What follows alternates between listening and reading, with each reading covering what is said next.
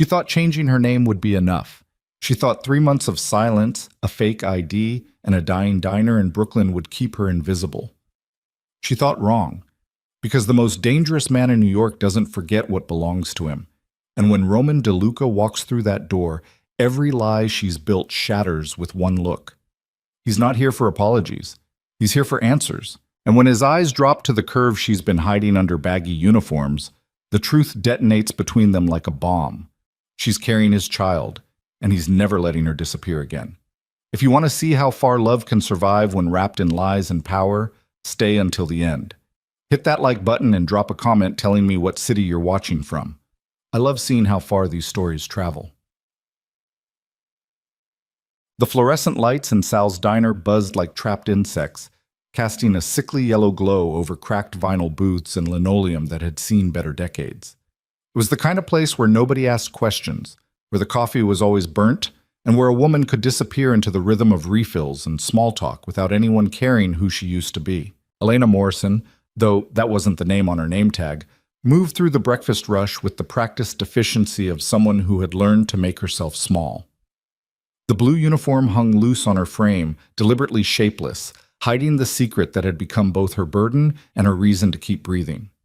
Her dark hair was pulled back in a tight ponytail, no makeup, no jewelry, nothing that would catch the eye or trigger a memory. She was a ghost in plain sight, and she'd gotten good at it. "Refill, hun?"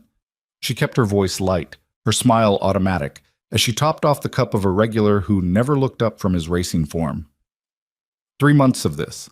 97 days of counting tips in a basement studio that smelled like mildew and cooking from 6 other apartments. 97 nights of jumping at every siren, every heavy footstep in the hallway, every black car that slowed down outside the diner's streaked windows.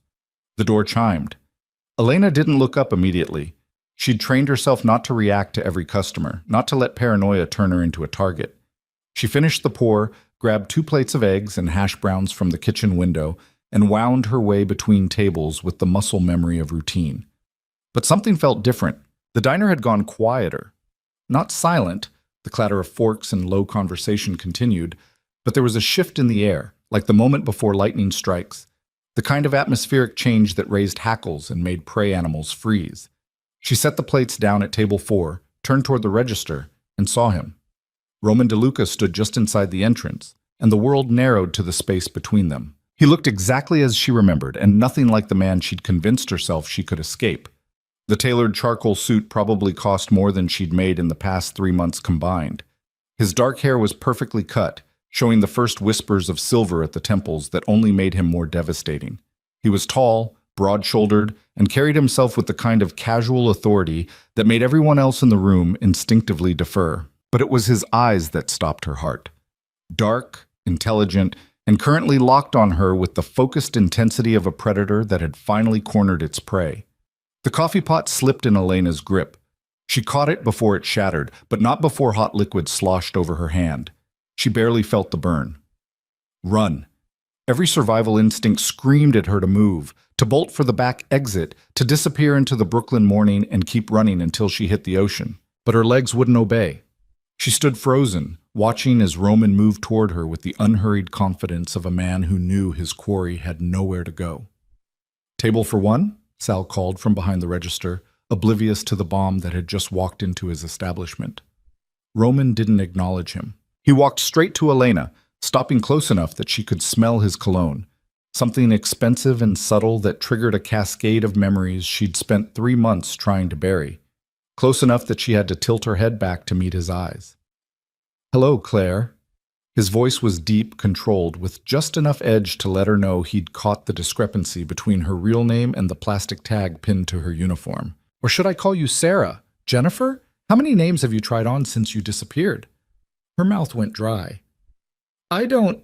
The single word cut clean through her attempted denial. "Don't insult both of us by pretending you don't know exactly who I am and why I'm here." Around them, the diner had definitely gone quiet now. Sal was watching nervously from the register. A couple of regulars had stopped eating, sensing drama or danger, or both. Elena felt the weight of their attention like physical pressure. "Can we?" She glanced around, her voice barely above a whisper. "Can we not do this here?" Roman smiled, but there was nothing warm in it. You made your choice of venue when you decided to hide in plain sight. We can do this here. We can do this outside. Or we can do this somewhere considerably less public. Your call. It wasn't really a choice, and they both knew it. Elena untied her apron with shaking hands, avoided Sal's questioning look, and grabbed her jacket from the hook by the kitchen. Roman's hand settled at the small of her back. Not rough, not forcing, but absolutely guiding as he steered her toward the door. The morning air hit her face like a slap. The street was busy with the early commute, people hurrying to subways and bus stops, delivery trucks double parked, and hazard lights blinking. Normal life. Continuing all around them while hers imploded. A black SUV sat at the curb, engine running, tinted windows, no plates visible from this angle. The kind of vehicle that screamed money and power and don't ask questions. Elena's survival instincts finally kicked in. She pulled away from Roman's touch, putting several feet between them. I'm not getting in that car. Yes, he said calmly. You are.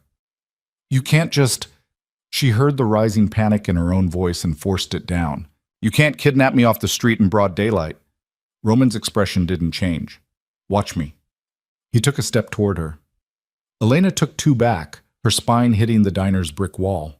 Roman stopped, reading her body language with the precision of someone who'd spent years learning to interpret fear and leverage it. Let's try this a different way. He slid his hands into his pockets, the picture of reasonable civility. I've spent the last 13 weeks looking for you. I've burned through more resources, called in more favors, and inconvenienced more people than you can possibly imagine. I found you anyway. You know I would. I'm not finished. Still calm, still controlled, but with steel underneath. You ran without a word. You vanished like you'd never existed. You made me believe... Something flickered across his face, there and gone too quickly to read. You made choices that had consequences. So now we're going to have a conversation. You can have it in my car, in relative comfort and privacy, or you can make this difficult and have it somewhere considerably less pleasant. But either way, Elena, we are having this conversation. The sound of her real name, not the aliases she'd been cycling through, but the name he'd whispered against her skin in moments she'd convinced herself had been real, sent ice down her spine. One conversation, she heard herself say, then you let me go. Roman's smile was sharp enough to cut. Get in the car, and we'll discuss terms. It was a mistake. Every cell in her body knew it was a mistake. But standing on a Brooklyn sidewalk arguing with Roman DeLuca was only going to end one way. And at least in the car, there might be a chance, however slim, of talking her way out of whatever he had planned. She moved toward the SUV. The rear door opened before she reached it. Someone inside, watching, waiting for Roman's signal. Elena climbed in and Roman slid in beside her. The door closed with the heavy, final sound of a vault ceiling. The interior was exactly what she'd expected. Leather seats, tinted privacy glass, and enough space to feel luxurious rather than cramped. A driver sat up front, separated by a partition that was currently raised. She couldn't see his face. The SUV pulled into traffic with the smooth acceleration of expensive engineering. Elena pressed herself against the far door, maintaining as much distance as the seat would allow. Roman watched her with the patience of a man who had all the time in the world and knew she had none. Where are you taking me? She hated how small her voice sounded. Home. I don't have my home, Roman clarified. Where you should have been for the past 3 months instead of rotting in whatever hovel you've been hiding in. The casual dismissal of her carefully constructed life, the studio apartment, the diner job, the fragile sense of safety she'd built from nothing, sparked anger hot enough to burn through fear. I left for a reason. Yes, Roman agreed. You left because you're a coward, who jumps to conclusions instead of asking questions. The words hit like a physical blow. Elena's hands clenched in her lap. I left because I didn't want to end up dead. Dramatic. Am I wrong? She turned to face him fully, anger overriding self-preservation. Am I wrong about what you are? About what you do? About the kind of man who... Who what? Roman leaned forward, invading her space with deliberate intent. Say it, Elena. Finish the accusation you've been building in your head for 3 months. Her breath came faster. The kind of man who kills people who become inconvenient. And you thought you'd become inconvenient. I know I did. Roman's jaw tightened, the first crack in his controlled facade. Based on what evidence? What prompted this sudden revelation that I was planning your murder? Elena's hand moved unconsciously to her stomach, a protective gesture she immediately tried to hide by reaching for her seatbelt. But Roman's eyes tracked the movement with laser focus. His entire demeanor changed. The controlled businessman disappeared, replaced by something raw and infinitely more dangerous. He moved before she could react, his hand catching her wrist, his body shifting to crowd her against the door. Don't. His voice had dropped to something barely above a whisper, but it carried more threat than any shout. Don't you dare lie to me right now. I'm not. His free hand went to her abdomen, pressing gently against the curve she'd been hiding under loose uniforms and oversized jackets. Not hurting, not forcing, just confirming what he'd already guessed. The air went out of the car. Roman's eyes locked on hers, and she watched the calculation happen in real time. The timeline, the timing, the math that couldn't be denied. When he spoke again, his voice had changed completely, still controlled, but with something underneath that sounded almost like wonder and rage fighting for dominance. How far along? Elena tried to pull away. His grip on her wrist tightened, not enough to hurt, but enough to make it clear she wasn't going anywhere. How? Far. Along. 16 weeks. The admission felt like defeat. Roman released her wrist and sat back, but his hand remained on her stomach, possessive and unmistakable. He was processing, reorganizing everything he thought he knew, recalculating every assumption he'd made about why she'd run. You've known since before I left. The silence that followed was louder than screaming. When Roman finally spoke, his voice was eerily calm. You found out you were carrying my child, and your first instinct was to disappear without a trace. My first instinct was to survive. By running from the father of your baby. By running from a man I heard plan a murder. The words exploded out of her. 3 months of fear and desperation and exhaustion compressed into one desperate defense. I heard you on the phone. I heard you tell someone that Marcus was a liability and that liabilities get eliminated. I heard you, Roman. I heard every word. Understanding dawned on his face, followed immediately by something that looked almost like fury. Marcus Reed. Not a question, a statement. Your ex-boyfriend, Marcus Reed. Don't pretend. Was found alive and well in Miami 2 months ago, running a sports betting operation and owing money to half the casino bosses in Florida. Roman's words were clipped, precise, devastating. He was never in danger from me because he was never worth the effort it would take to kill him. He was a 2-bit con artist who tried to use you to get information about my operations. When that didn't work, he disappeared on his own because his debts caught up with him. Elena felt the floor drop out from under her. But you heard part of a conversation and filled in the rest with paranoia. Roman's hand moved from her stomach to her chin, forcing her to meet his eyes. Did it ever occur to you to ask me? To trust me enough to hear my side before you vanished? Trust you? The laugh that escaped was half hysterical. You run a criminal empire. You make people disappear for a living. Why would I trust? Because I never lied to you. His thumb brushed across her lower lip, the gesture somehow both tender and possessive. Not once. Not about what I am, not about what I do, not about what you meant to me. You knew exactly who I was from the beginning, Elena. You just convinced yourself you could handle it until the moment you decided you couldn't. The truth in his words cut deeper than any accusation. She had known.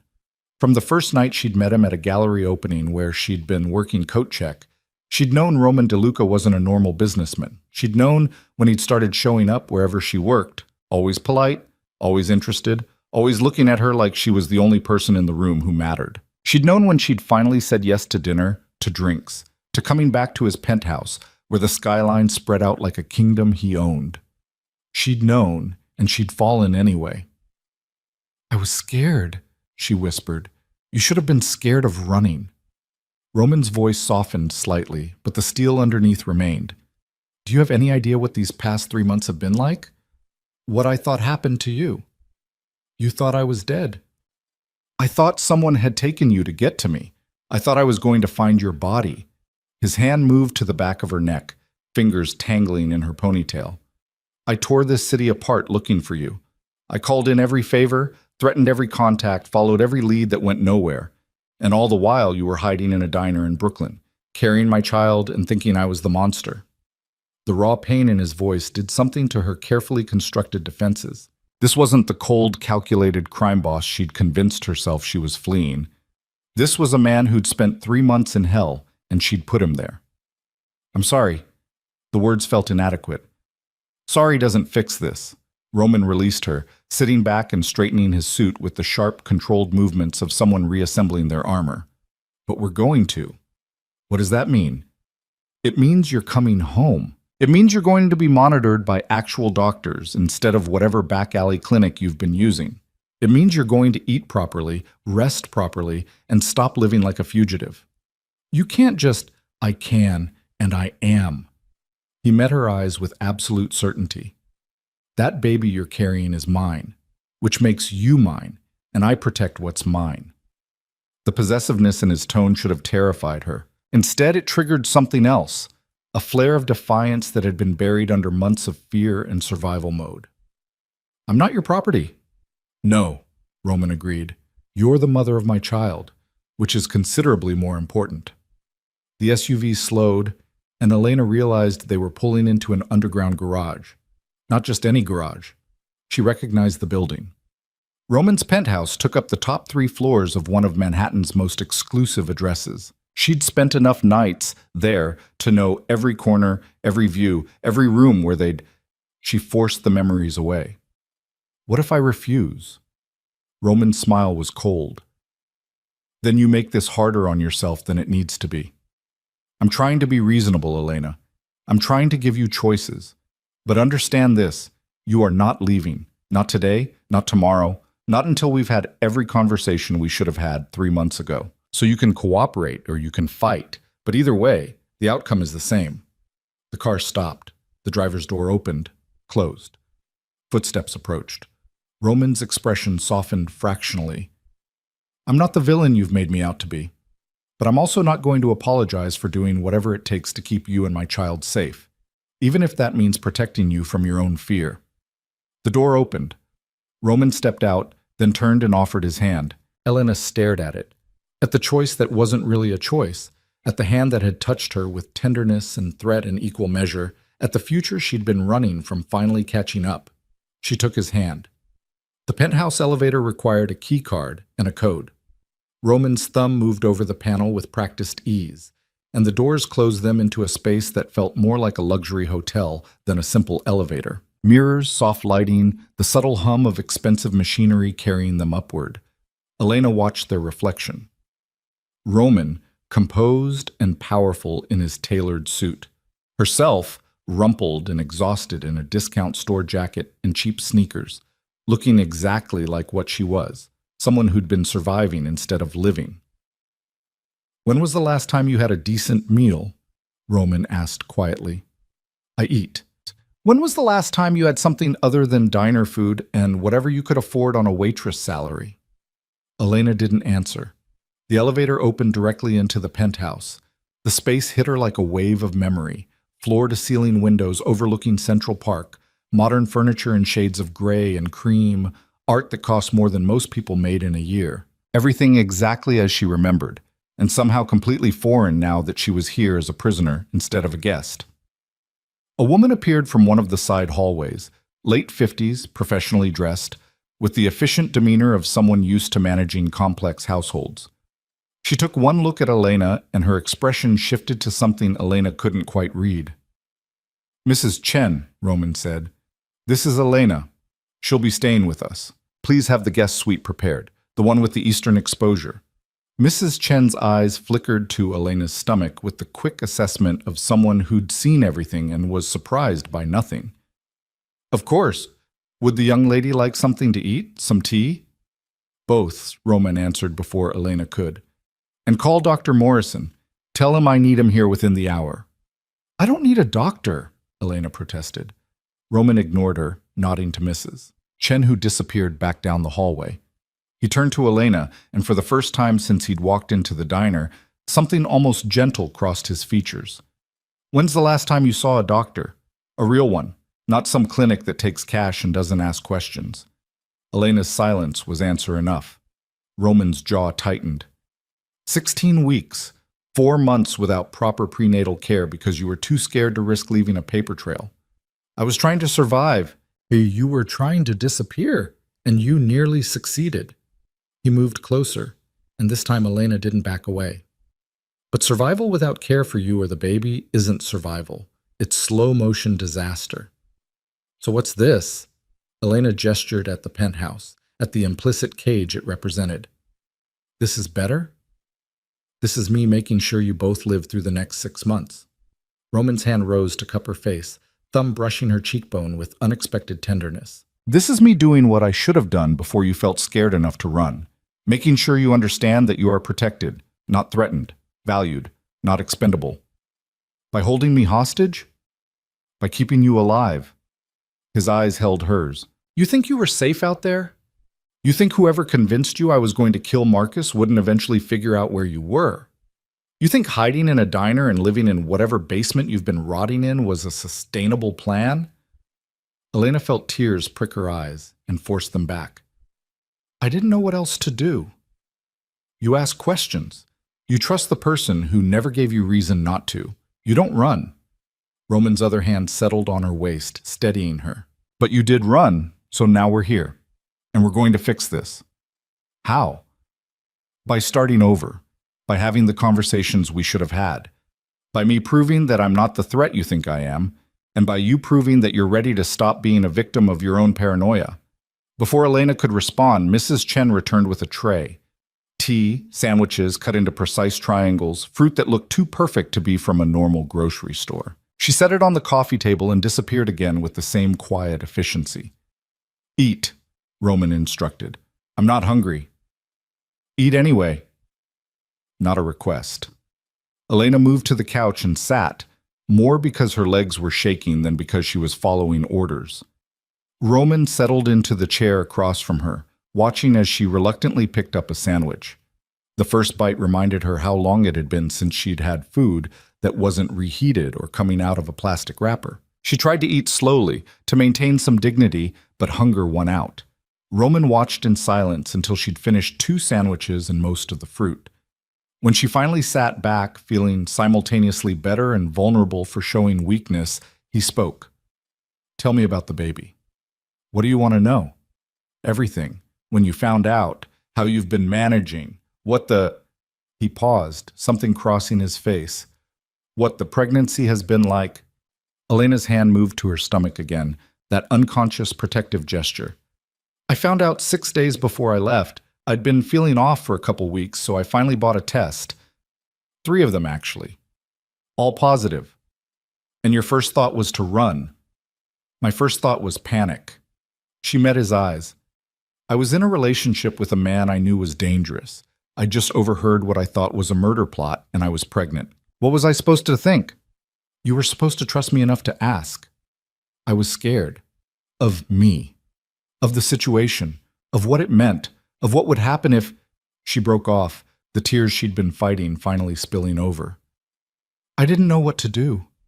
Roman was across the space before she could blink, pulling her up and into his arms with a gentleness that contradicted everything she'd convinced herself about who he was. She tried to resist, to maintain some distance, but 3 months of fear and loneliness and carrying this secret alone finally broke through her defenses. She cried against his chest while he held her, one hand stroking her back, the other cradling her head. He didn't speak, didn't offer platitudes, just held her while she fell apart.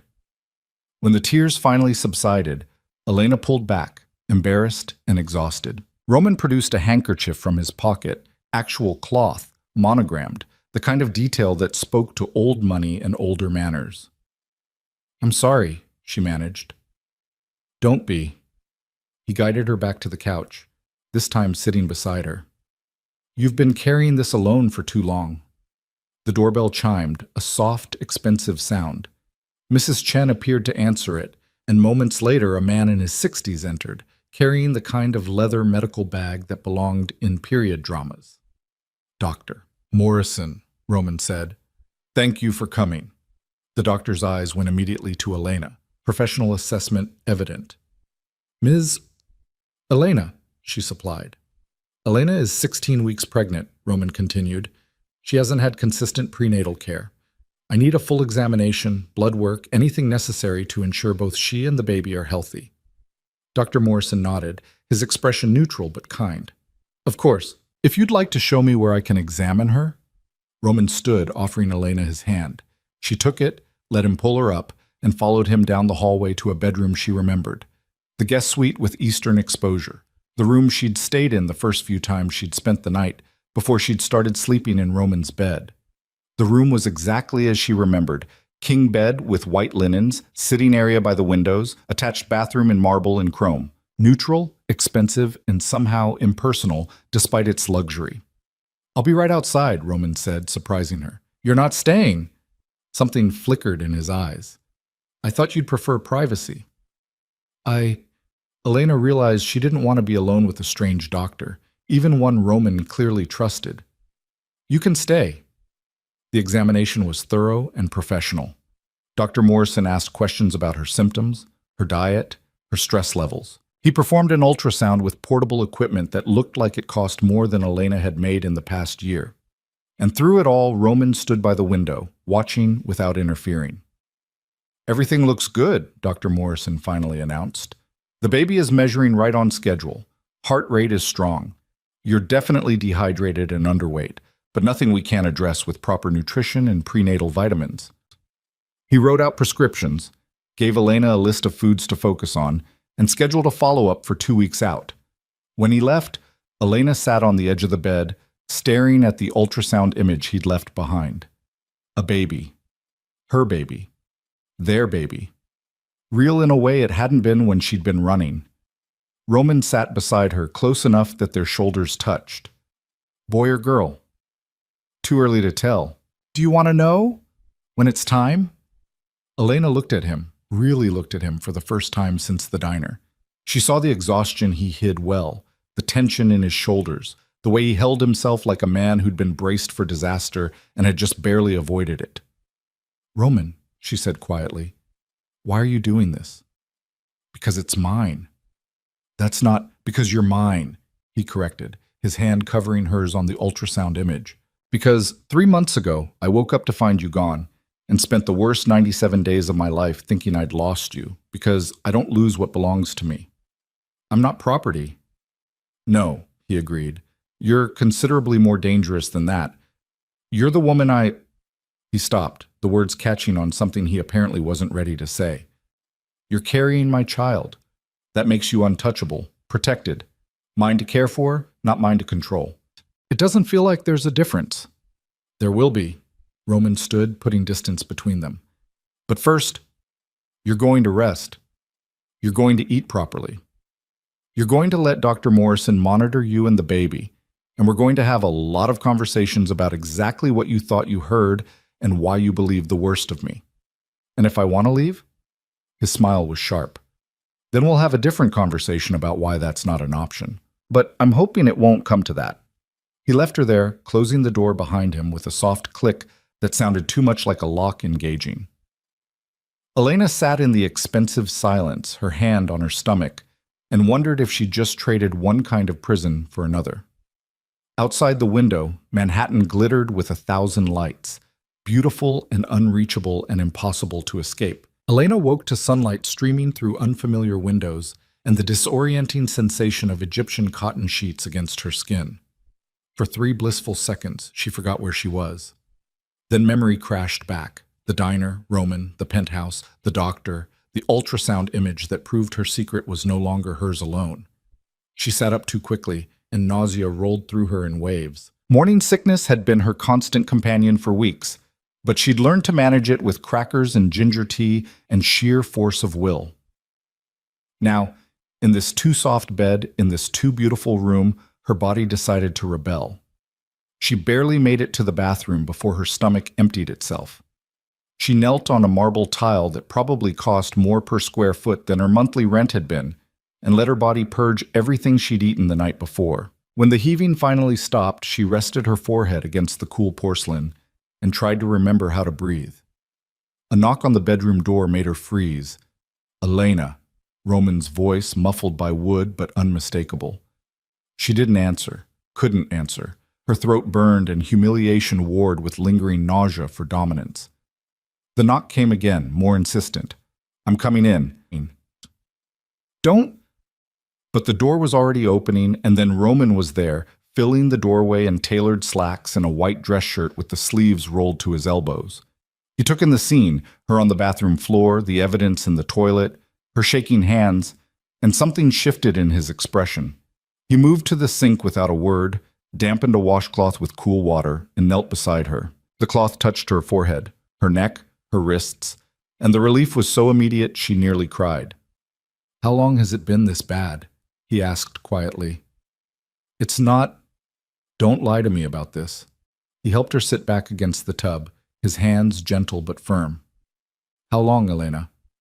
"Since the beginning. It's normal." "Normal doesn't mean you should suffer through it alone." Roman flushed the toilet, rinsed the washcloth, brought it back to her face.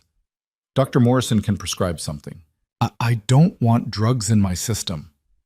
"You want to throw up every morning for the next 6 months instead?" Elena closed her eyes. "It's not every morning. Just most of them."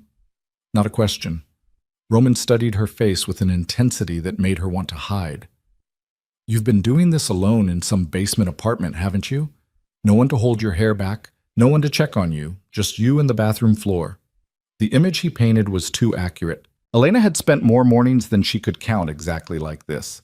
Alone, sick, terrified, and convinced she'd made a catastrophic mistake by running. But admitting that now felt like surrender. "I managed." Managing isn't the same as thriving. Roman stood, offering his hand. "Can you stand?" She let him pull her up, hating how weak her legs felt, how much she had to lean on his strength.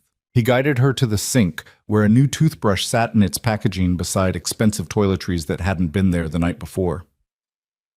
"Mrs. Chen stocked the bathroom this morning," Roman explained, reading her expression. "Everything you might need." Elena unwrapped the toothbrush with shaking hands and tried to scrub away the taste of bile. Roman stayed close, but not crowding, a presence in her peripheral vision that should have felt threatening but instead felt oddly steadying. When she finished, he guided her back to the bedroom. The bed had been made, more of Mrs. Chen's efficient work, and a tray sat on the nightstand with dry toast, crackers, ginger tea, and what looked like fresh fruit. "Eat something," Roman instructed, "even if it's just the crackers. You need something in your stomach." "I'll just throw it up again." "Maybe. But you need to try." He waited until she'd settled against the headboard and reluctantly picked up a piece of toast before continuing. "Dr. Morrison is coming back this afternoon. He'll have those prenatal vitamins and something for the nausea." "I told you. And I'm telling you that making yourself suffer isn't noble. It's stubborn." Roman's voice hardened slightly. "You're not in that basement anymore. You don't have to white-knuckle your way through pregnancy complications because you're too proud or too scared to ask for help." Elena took a small bite of toast, more to shut him up than because she thought it would stay down. "This isn't help. This is a cage with better amenities." "Is it?" Roman moved to the windows, looking out over the park with his hands in his pockets. "You have access to the best medical care in the city.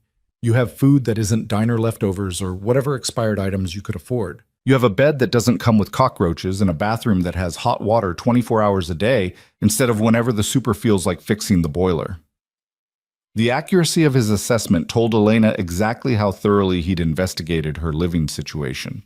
The studio in Brooklyn with its unreliable heat and persistent pest problem, the landlord who took cash and didn't ask for references, the proximity to the diner that made it convenient but also made her feel trapped in a 5-block radius of survival. "How did you find me?" she asked quietly. Roman turned back to her. "Does it matter?" "Yes." He was silent for a long moment, weighing something. "You used your real social security number to get the apartment. Fake name, but real documentation where it counted, because you needed something binding enough that a landlord would take cash without asking too many questions. Once I knew to look for that pattern, the rest was just time and resources. So the fake name didn't matter at all. The fake name slowed me down by about 3 weeks. Roman's expression was unreadable. You did better than most people trying to disappear, but you're not most people, and I'm not most pursuers. Elena set the toast down, her appetite gone. What happens now?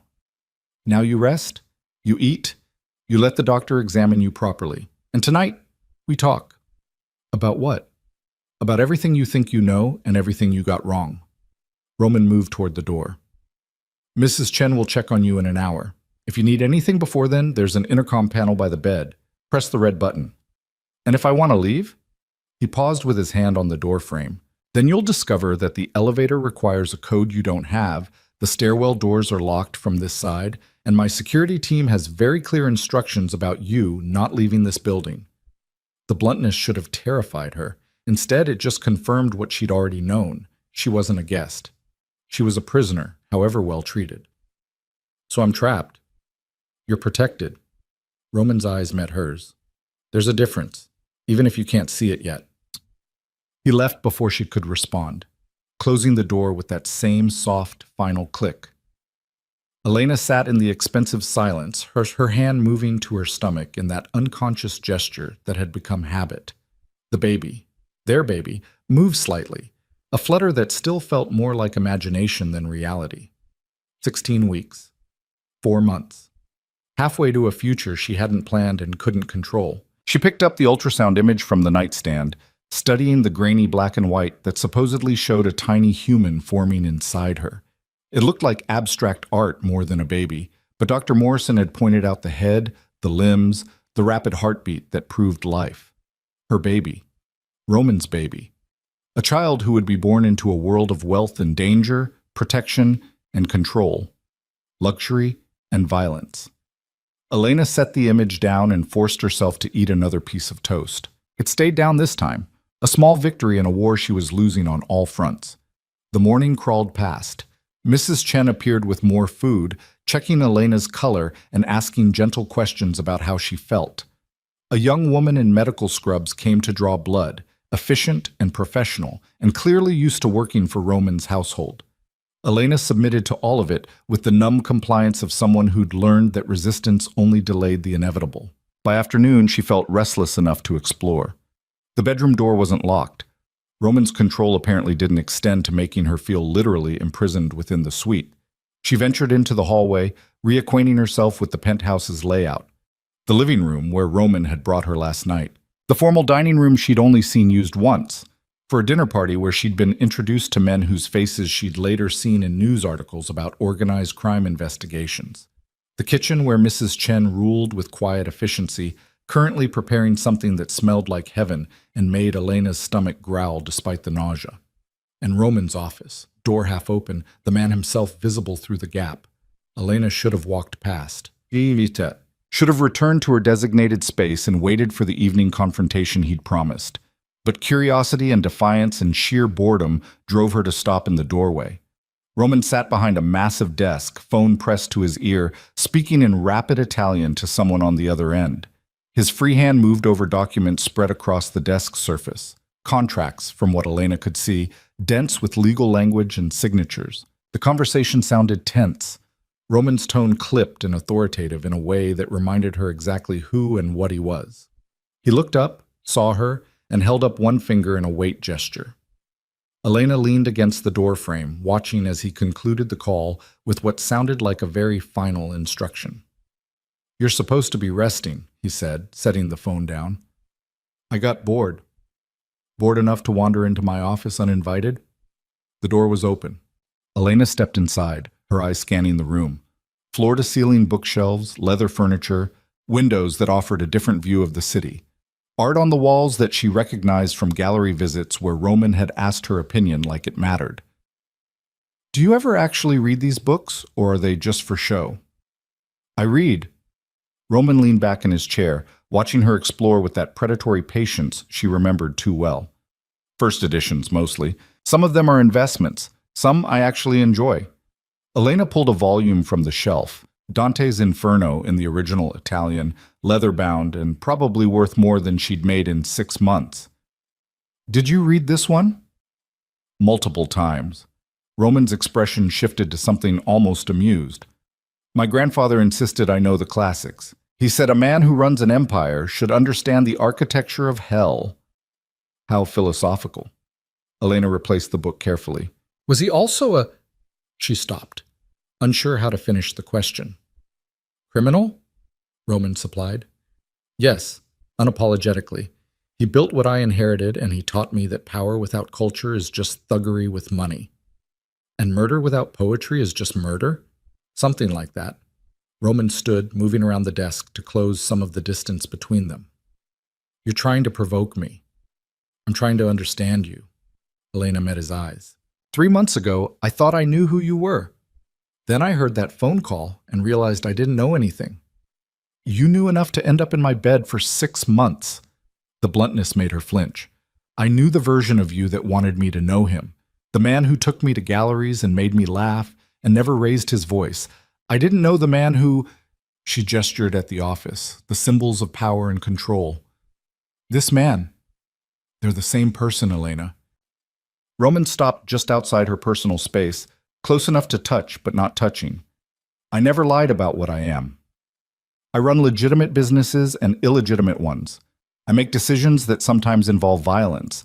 I exist in a world where power is the only currency that matters and weakness gets you killed. You knew all of that. Knowing in theory and confronting it in practice are different things. Agreed. Roman's hand rose to her face, and this time Elena didn't pull away. Which is why tonight we're having the conversation we should have had 3 months ago. The one where you ask me about that phone call, and I tell you exactly what it meant.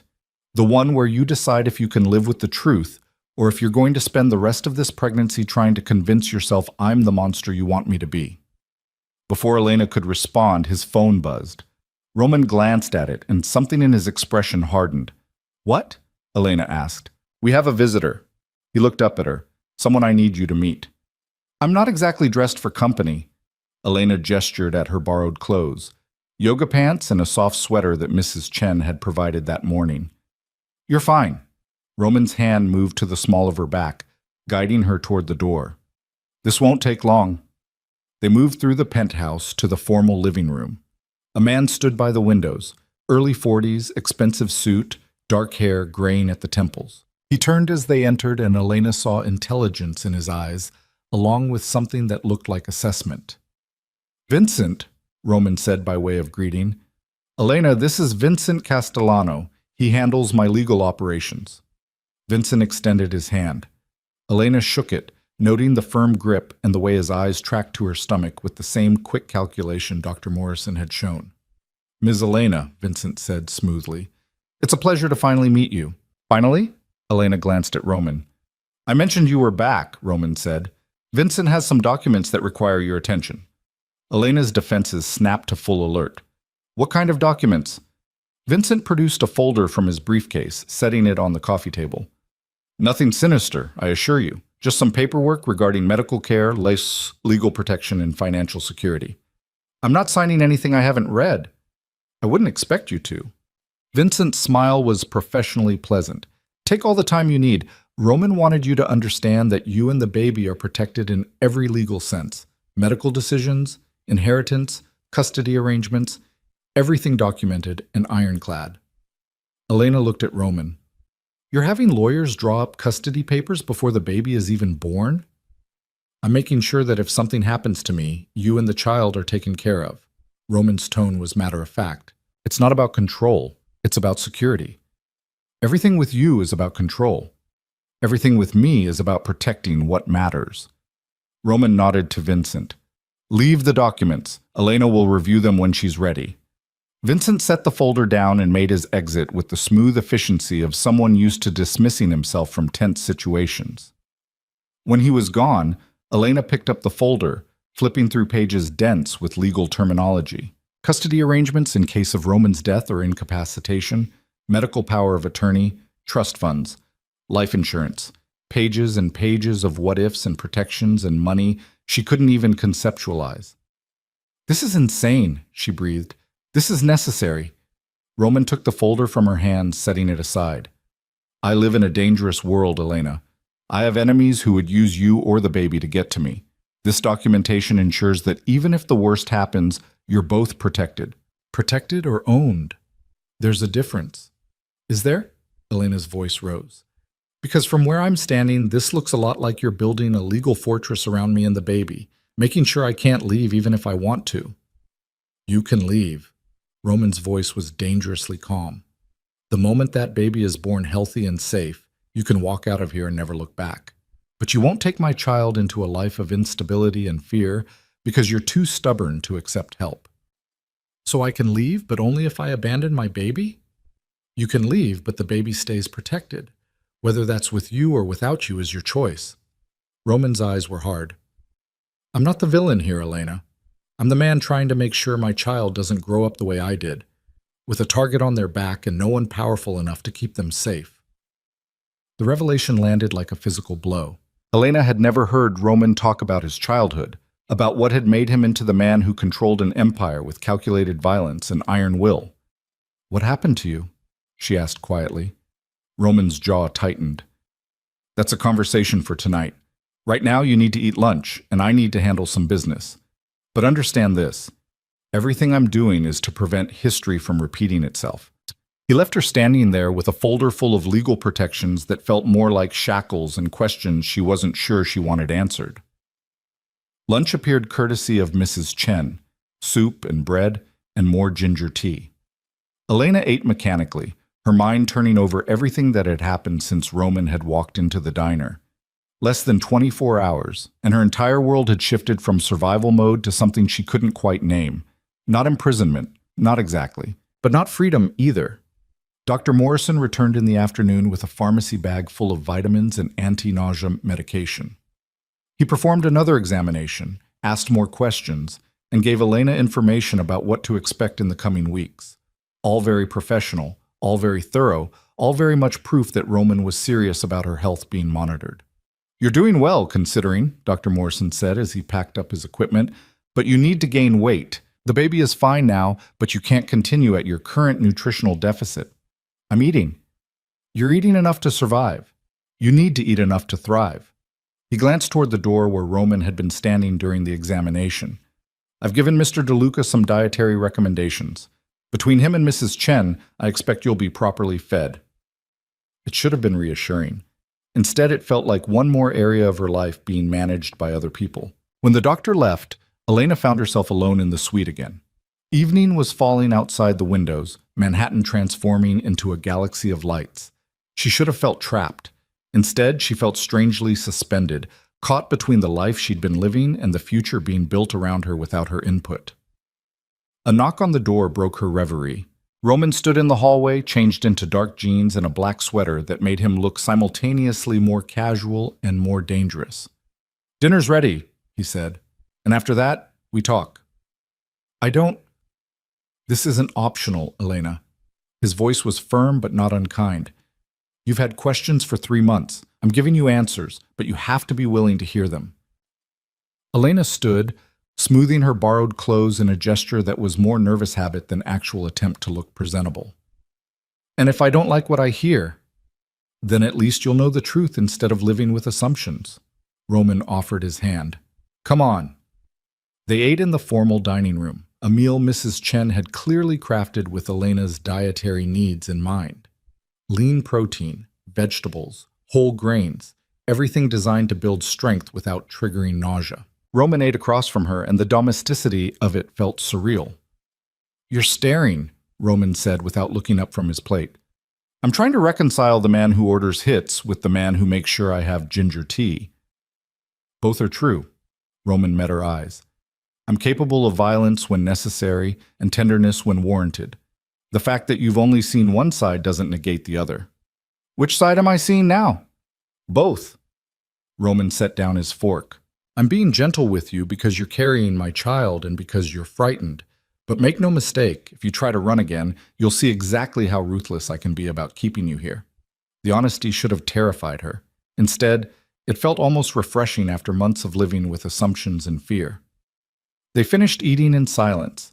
Mrs. Chen cleared the dishes, offered tea that Roman accepted, and Elena declined, then disappeared with her usual discretion. Roman stood, offering his hand again. My office. More privacy. Elena followed him through the penthouse, her heart rate picking up with each step. The office felt different at night, darker, more intimate, with only a few lamps casting warm light across leather and wood. Roman gestured to the couch. Elena sat, and he settled beside her, close enough that she could feel his body heat, but not touching. Ask, he said simply. The phone call. Elena's voice was steadier than she felt. 3 months ago, you were speaking to someone about Marcus being a liability that needed to be eliminated. I heard you, Roman. I heard every word. You heard part of a conversation and filled in the context with fear. Roman's expression was unreadable. Yes, I said Marcus was a liability. Yes, I said liabilities get eliminated, but I wasn't talking about killing him. Then what? I was talking about eliminating him from your life. Roman's voice was controlled, precise.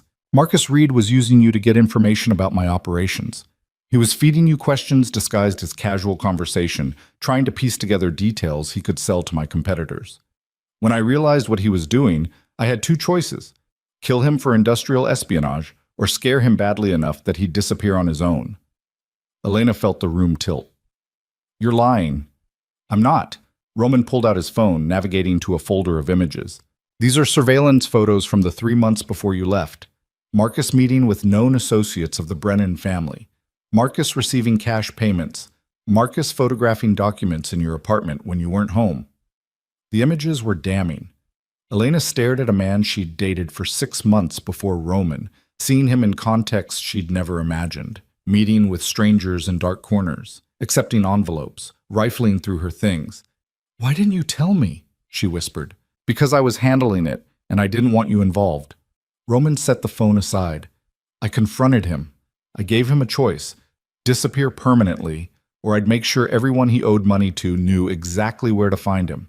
He chose Miami and a new identity. Last I checked, he's running a small-time betting operation and staying far away from anything connected to me. So you didn't kill him? I never intended to. Roman's hand found hers. The conversation you overheard was me telling my security chief to make sure Marcus understood the consequences of coming back. Eliminate the liability meant eliminate him as a threat to you, not eliminate him from existence. Elena pulled her hand away, needing the physical space to process. I spent 3 months thinking you were going to kill me for being a witness. You spent 3 months jumping to conclusions instead of asking questions. Roman's voice hardened slightly.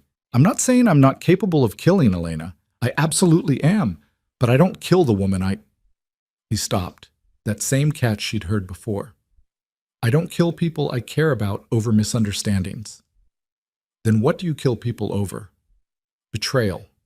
Direct threats to my family or my business. Violations of agreements that can only be settled with blood. Roman's eyes were steady on hers. I'm not going to lie to you about what I am, but I need you to understand that there's a code to what I do. Lines I don't cross. And you were never anywhere near those lines. Elena stood, needing to move, to think, to breathe in a room that suddenly felt too small. You should have told me about Marcus. Probably. Roman didn't move from the couch. But you should have trusted me enough to ask before you disappeared. I was scared. And now? Elena turned to face him. Now I'm terrified for completely different reasons. Such as? Such as realizing I might have been wrong. Such as understanding that I threw away 3 months of my life, and yours. Because I didn't know how to ask a simple question. Such as being forced to accept help from someone I convinced myself was my enemy. Roman stood, crossing to where she stood by the windows. I'm not your enemy, Elena. I never was. But I'm also not going to pretend I'm something I'm not to make you comfortable. I don't want you to pretend. Elena's hand moved to her stomach. I want to know if this baby is going to grow up safe, or if they're going to be a pawn in whatever war you're fighting. Both. The honesty was brutal. They'll be as safe as I can make them, which is safer than 99% of the population. But yes, they'll also be my heir, which comes with complications. Complications like people trying to kidnap them? Complications like needing to learn early that the world is dangerous, and power is the only reliable protection. Roman's hand covered hers on her stomach. But also complications like never wanting for anything, receiving the best education money can buy, and having a father who would burn the world down to keep them safe. Elena looked up at him. You're asking me to accept a life I never wanted. I'm asking you to stop running from a life you're already part of. Roman's other hand cupped her face. You can fight me, you can resent me, you can spend the next 6 months looking for escape routes. But at the end of it, you're still having my baby, and I'm still going to do everything in my power to protect both of you. The only question is whether you're going to let me do it the easy way or the hard way. What's the easy way? You stay. You let me take care of you. You ask questions instead of making assumptions. And when the baby comes, we figure out what kind of family we're going to be. And the hard way? Roman's smile was sharp. You fight every step, I control every detail, and we both end up miserable while the baby gets caught in the crossfire of our stubbornness. Elena wanted to pull away, to reject the entire premise, to insist she could still find a way out. But the truth was staring at her from Roman's eyes. She was out of options, out of time, and out of the energy it took to keep running. I don't trust you, she said quietly. Then we start there. Roman's thumb brushed her cheek. Trust is earned, not demanded. So I'll earn it. One day, one choice, one moment of honesty at a time. And if you can't, then you'll have spent 6 months in luxury while gestating a child who will inherit an empire, and you'll leave with enough money to never worry about security again. Roman's expression was unreadable. But I think you'll find that I'm considerably more trustworthy than you've given me credit for. He kissed her then, not asking permission, not giving her time to protest, just claiming her mouth with the same confidence he'd claimed everything else. Elena should have pushed him away, should have maintained boundaries, insisted on distance, protected what little autonomy she had left. Instead, she kissed him back. Because despite everything, the fear, the imprisonment, the complete loss of control, her body remembered his. Remembered how he'd touched her like she was precious and dangerous in equal measure. Remembered nights when the rest of the world had disappeared and all that existed was the space between them. When he finally pulled back, they were both breathing hard. This doesn't fix anything, Elena managed. No, Roman agreed, but it's a start. The kiss left Elena more unsettled than any threat could have. She retreated to her suite with Roman's taste still on her lips and her mind spinning with contradictions. How could she fear him and want him simultaneously? How could she resent the cage he'd built while feeling safer than she had in months? Sleep came in fragments, broken by dreams where she ran through endless hallways that all led back to Roman's arms. Morning brought another round of nausea, but this time Elena managed it with the medication Dr. Morrison had prescribed. The relief was immediate and overwhelming. No more losing her breakfast, no more shaking on bathroom floors, no more pretending strength she didn't possess. She hated that Roman had been right about needing help, but she couldn't deny the difference it made. Mrs. Chen appeared with breakfast, perfectly poached eggs, whole grain toast, fresh fruit arranged like art on expensive china. Elena ate at the small table by the windows, watching the city wake up beneath her, and tried to construct a plan that didn't exist. She was trapped, yes, but Roman had offered something unexpected last night. Honesty. Not comfort, not false promises, but the brutal truth about who he was and what her life would become. There was a strange kind of power in that clarity, even if it came wrapped in control. A knock interrupted her thoughts. Roman entered without waiting for permission, dressed for business in another tailored suit that probably cost more than her entire wardrobe had. He looked like he'd slept perfectly, no shadows under his eyes, no evidence of the tension that had crackled between them the night before. "We have a situation," he said without preamble. Elena set down her fork. "What kind of situation?" "The kind that requires you to understand exactly what world you're part of." Roman's expression was unreadable. "Get dressed. Something comfortable.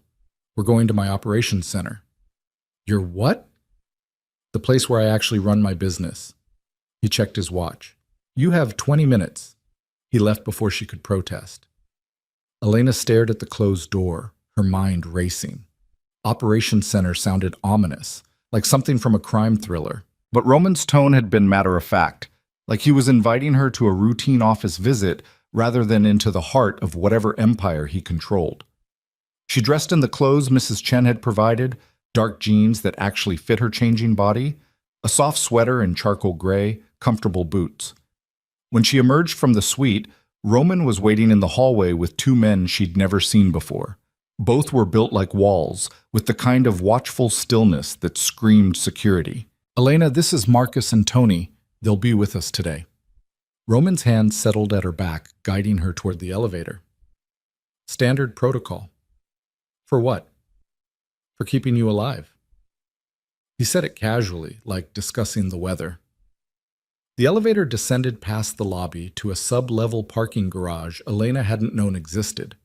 Another black SUV waited, engine running, with a driver behind the wheel and a third security guard in the passenger seat. Roman handed her into the back, slid in beside her, and the vehicle was moving before she'd even fastened her seatbelt.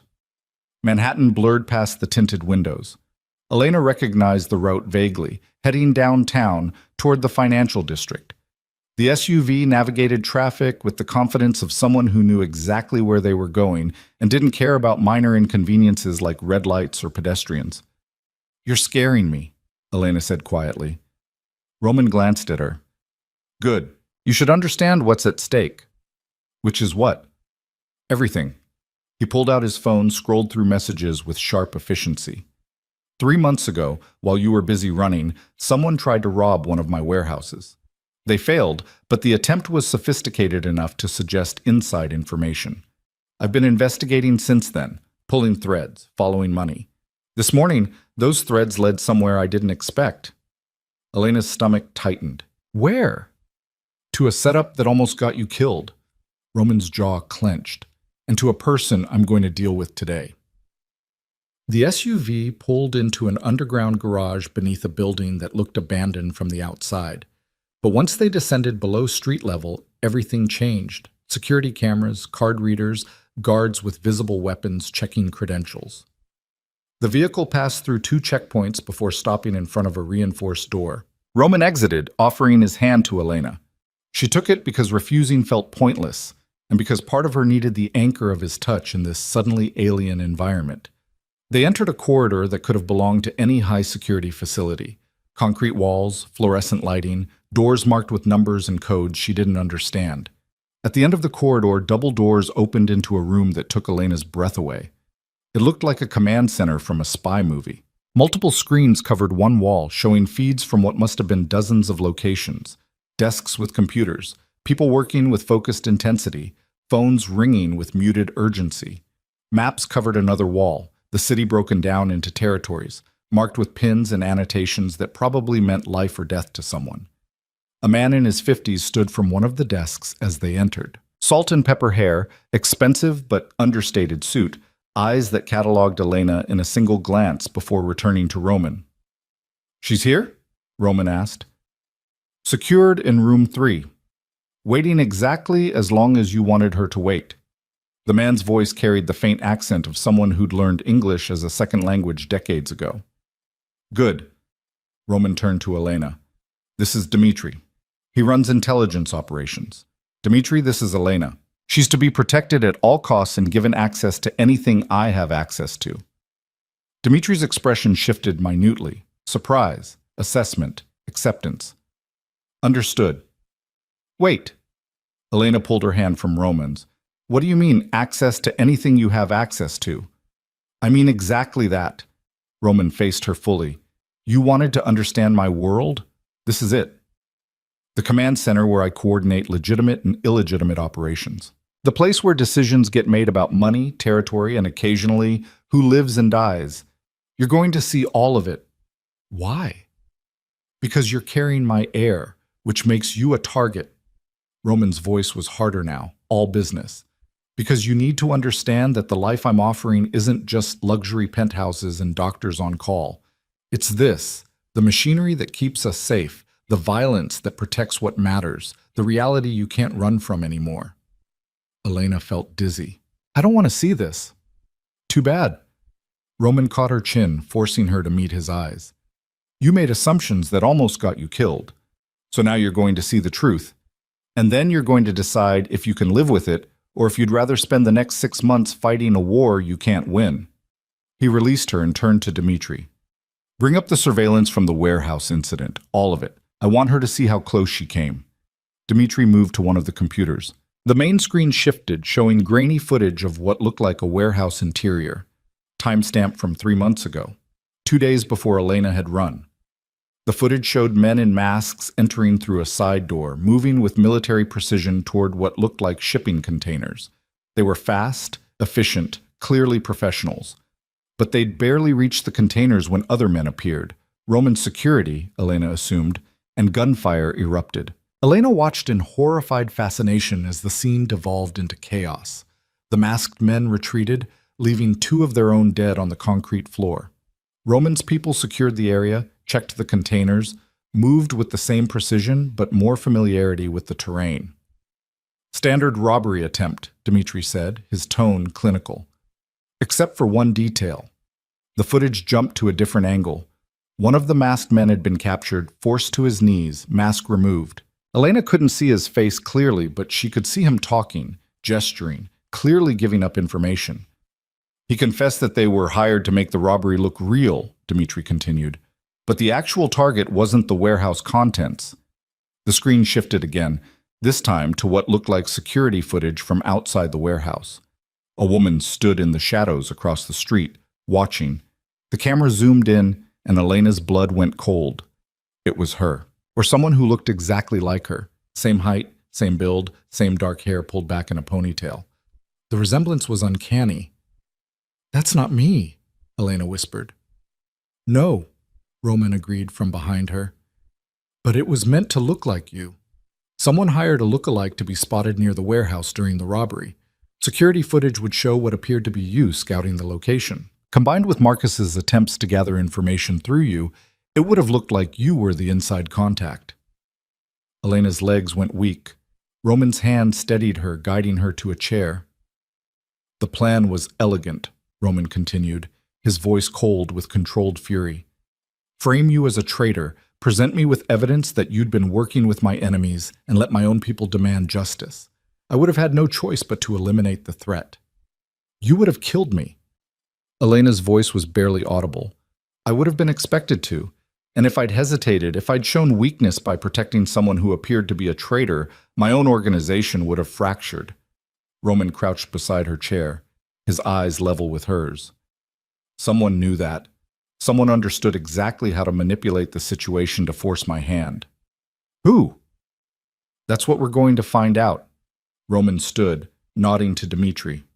"Bring her in." 2 guards entered through a side door, escorting a woman in her early 30s. She was beautiful in a hard, polished way. Designer clothes that looked rumpled now. Dark hair that had probably been perfect hours ago, but was disheveled from what Elena assumed was time in custody. Her makeup was smudged, but her eyes were sharp and defiant. When she saw Roman, something flickered in her expression. Fear, yes, but also calculation. She was still looking for angles, still trying to find a way to control the situation. "Valentina," Roman said, his voice carrying enough ice to freeze the room. "Thank you for joining us." "I didn't have much choice, did I?" Her accent was Italian, her tone dripping with false bravado. "Your thugs dragged me out of a very important lunch." "Your lunch can wait. This can't." Roman gestured to one of the screens. "We've been following the money from the warehouse robbery. Very carefully laundered, very well hidden, but my people are exceptionally good at finding things people want to stay hidden." The screen showed what looked like financial records, transfers, account numbers, dates. Elena couldn't make sense of most of it, but she saw Valentina's expression tighten. "It led back to you," Roman continued, "to accounts you thought were buried deep enough that I'd never find them, to payments made to hire the robbery crew, to find and pay the look-alike, to orchestrate an entire operation designed to make me kill Elena." Valentina's eyes flickered to Elena for the first time, cataloging her with visible disdain. "I don't know what you're talking about." "Don't lie to me." Roman's voice dropped to something dangerous. "We have everything. Bank records, communications with the robbery crew, payments to Marcus Reed to get close to Elena in the first place. We have the look-alike in custody, and she's already confirmed you hired her. You're not getting out of this, Valentina. The only question is what I do with you now that I have proof." Valentina's composure finally cracked. "You were supposed to marry me. Our families agreed, Roman. You were supposed to take over the Rizzi territory through our alliance, and instead you threw it away for—" She gestured dismissively at Elena. "For her. Some nobody you picked up at a gallery opening. So you decided to eliminate the competition. Roman's tone was conversational, but Elena could hear the rage underneath. By framing her as a traitor and forcing me to kill her myself. Brilliant, really. I kill Elena. I'm devastated. I'm vulnerable. And you step in to console me. Eventually, we marry as planned. You get the power you wanted. And everyone's happy except for the innocent woman who'd be dead. She was in the way. Valentina lifted her chin. And she was weak. Look at her. She ran the moment she heard one phone call. She didn't deserve you. No, Roman agreed. She deserved honesty. She deserved protection. She deserved a partner who wouldn't manipulate her into a death sentence. He moved closer to Valentina, his body language pure threat. You, on the other hand, deserve exactly what's coming to you. Elena watched the exchange with growing horror. This woman, this stranger, had orchestrated an entire conspiracy to get her killed, had paid people, moved money, created an elaborate trap, all because she'd wanted Roman and saw Elena as an obstacle. What are you going to do? Valentina asked, and for the first time, real fear crept into her voice. That depends. Roman glanced at Dmitri. Show her the rest. The screens shifted again, this time showing what looked like surveillance footage from multiple locations.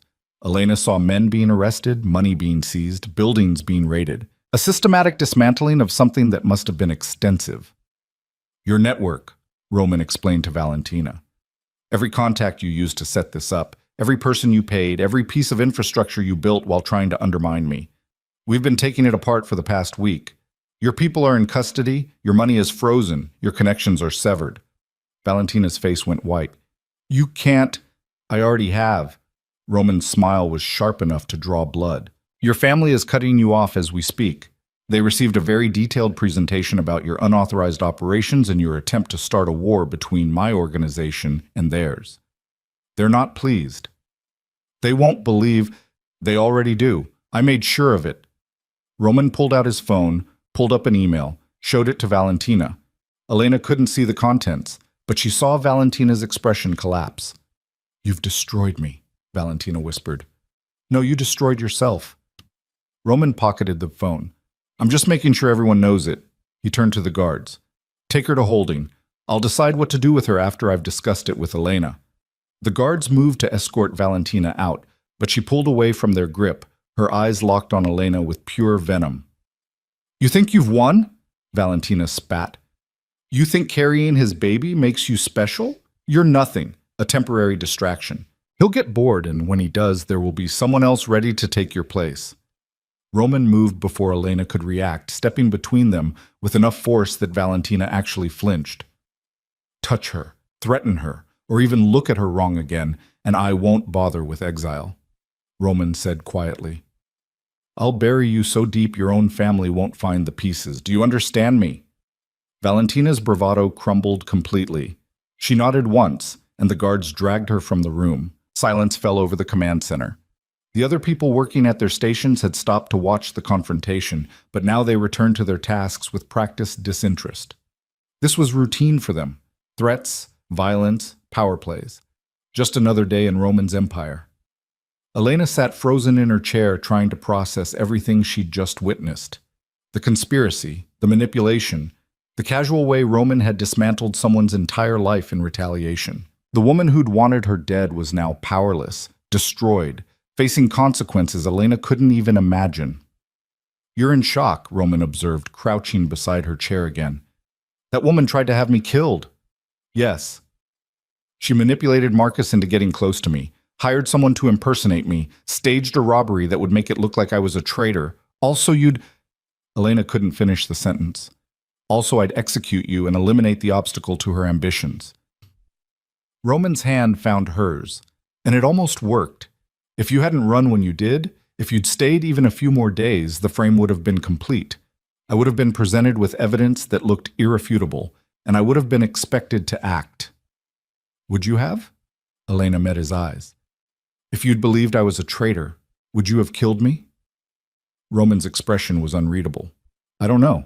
I want to say no, that I would have questioned the evidence, that I would have found the truth before doing something irreversible. But honestly, I don't know. The admission was somehow more terrifying than any threat. He could have killed her, would have been expected to kill her, and he genuinely didn't know if he would have resisted that expectation. "This is your world," Elena said quietly. "People trying to kill each other over power and territory. Conspiracies and frame-ups and casual violence. This is what our baby will be born into." "Yes." Roman didn't try to soften it. "This is reality. Messy, dangerous, and completely unforgiving of weakness or naivety. And you want me to accept this. I want you to understand it." Roman helped her to her feet. "I want you to see that the protection I'm offering isn't just comfort, it's survival. Without me, you would have died 3 months ago. With me, you and the baby have a chance at something more than just staying alive." Elena pulled her hand from his, needing space to think. She walked to the wall of screens, watching feeds from locations she didn't recognize. Warehouses, clubs, restaurants, street corners. All of it monitored, controlled, managed like pieces on a chessboard. "What happens to Valentina?" she asked. "That's your decision." Elena turned. "What?" "She tried to have you killed. She manipulated people around you, used your own fears against you, and orchestrated a conspiracy that would have ended with your death." Roman's expression was serious. Traditional response would be to kill her and send her body back to her family as a message. But I'm giving you the choice. I don't want to decide if someone lives or dies. Then she lives. But she doesn't get to stay in New York, doesn't get to keep her resources or her connections, doesn't get to threaten you ever again. Roman moved closer. Exile, stripped of everything she built. A warning to anyone else who might think you're an acceptable target. Elena thought about the woman who'd looked at her with such contempt, who'd seen her as nothing more than an obstacle to be eliminated. Part of her wanted revenge, wanted to see Valentina suffer the way Elena had suffered for 3 months while running scared. But a larger part recoiled from the idea of having that kind of power over another person's fate. "Exile," Elena finally said. "But I want her to know that this was my choice. I want her to understand that I had the power to end her and chose mercy instead." Roman's expression shifted to something that might have been respect. "Dmitri, make the arrangements. Valentina Rizzi is exiled from the city, effective immediately. Accounts frozen, properties seized, connections severed. She gets 1 suitcase and a one-way ticket to wherever she wants to go that isn't here. And make sure she knows this was Elena's decision." Dmitri nodded, already pulling up information on one of the computers. Roman turned back to Elena. "That was the right choice." "Was it?" Elena felt exhausted. "I don't know what the right choice is anymore. A week ago I was serving eggs in a diner. Now I'm deciding the fate of women who tried to murder me. Nothing about this feels right." "Welcome to my world." Roman's hand settled on her shoulder. "It only gets more complicated from here." They left the command center with the same security detail that had brought them. The SUV navigated back through Manhattan traffic while Elena stared out the window, seeing the city differently now. Every building potentially contained one of Roman's operations. Every person on the street could be connected to the empire he controlled. The world she'd thought she understood was actually a facade over something darker and more complex. "You're quiet," Roman observed. "I'm thinking." "About?" "About whether I can do this." Elena turned to face him.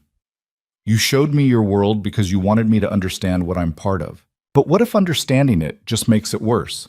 What if I can't live with knowing how you make your money, how you maintain your power, how many people you've—" She stopped. "How many people I've killed," Roman finished. "Say it, Elena. If we're going to do this, you need to be able to speak the truth out loud." "How many people you've killed?" The words felt heavy. "Fewer than you probably imagine, more than you'd be comfortable with." Roman's voice was steady. "I don't enjoy violence. I don't seek it out. But when it's necessary to protect what's mine or maintain the balance that keeps everyone safe, I don't hesitate." "How do you live with that?" "By understanding that the alternative is worse." Roman shifted to face her fully. "This city has territories, Elena. Criminal organizations that have existed for generations, with their own rules and their own justice. Without someone strong enough to enforce those rules, everything devolves into chaos. Civilians get hurt. Innocents become casualties. I maintain order through a combination of fear and respect, which occasionally requires making examples of people who threaten that order. So you're what? Some kind of necessary evil? I'm a man who does ugly things to prevent uglier outcomes. Roman's eyes were hard. I'm not asking you to approve. I'm asking you to accept reality and decide if you can live with it.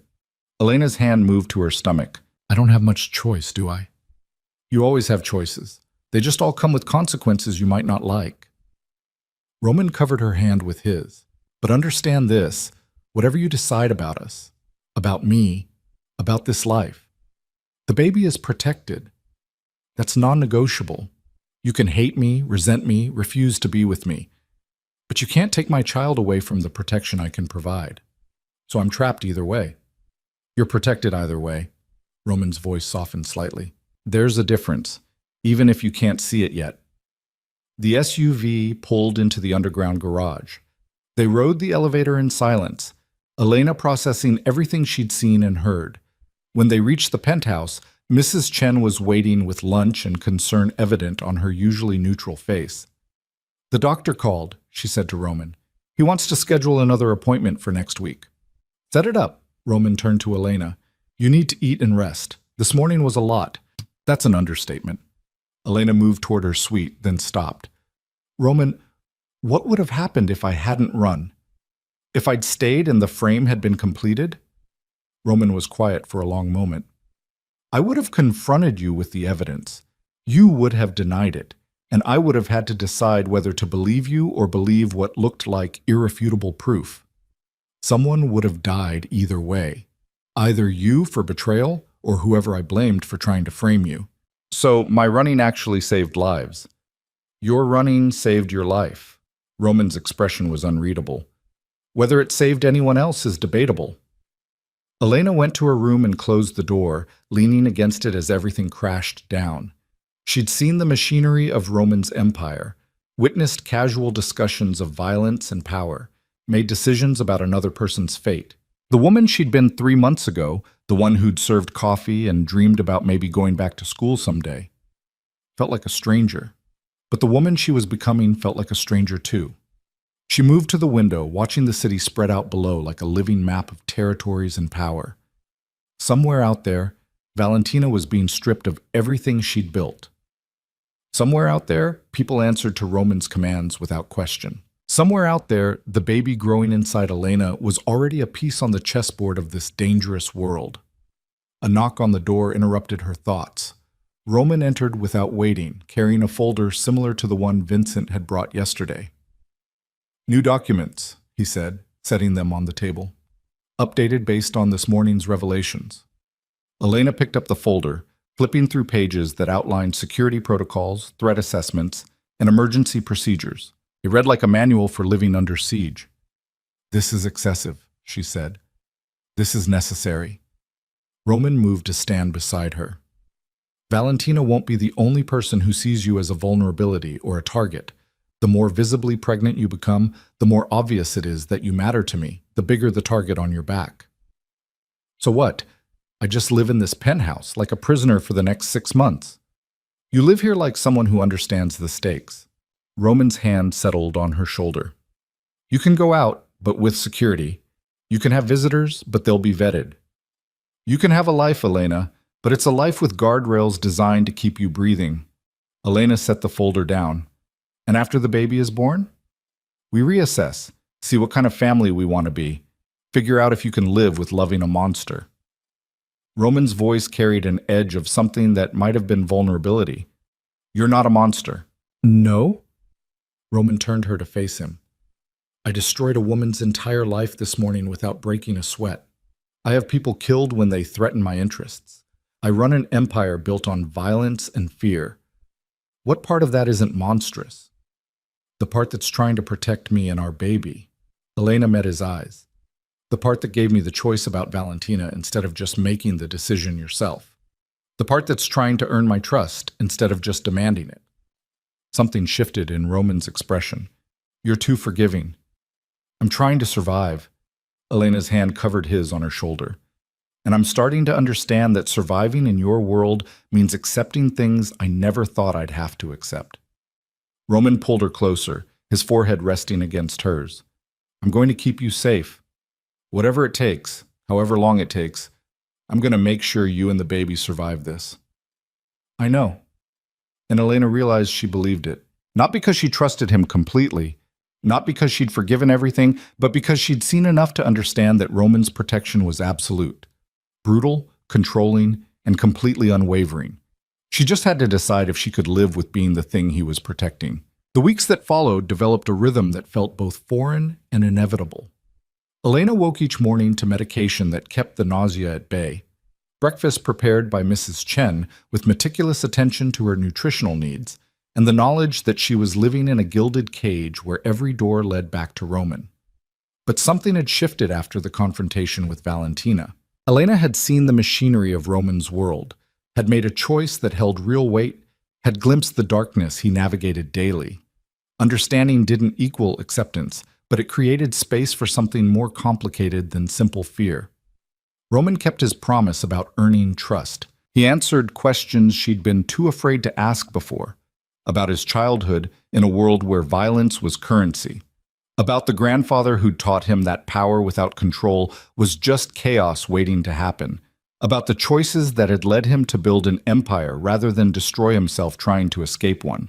The conversations happened in fragments, late at night when Elena couldn't sleep and found Roman in his office reviewing reports that probably detailed activities she was better off not knowing about.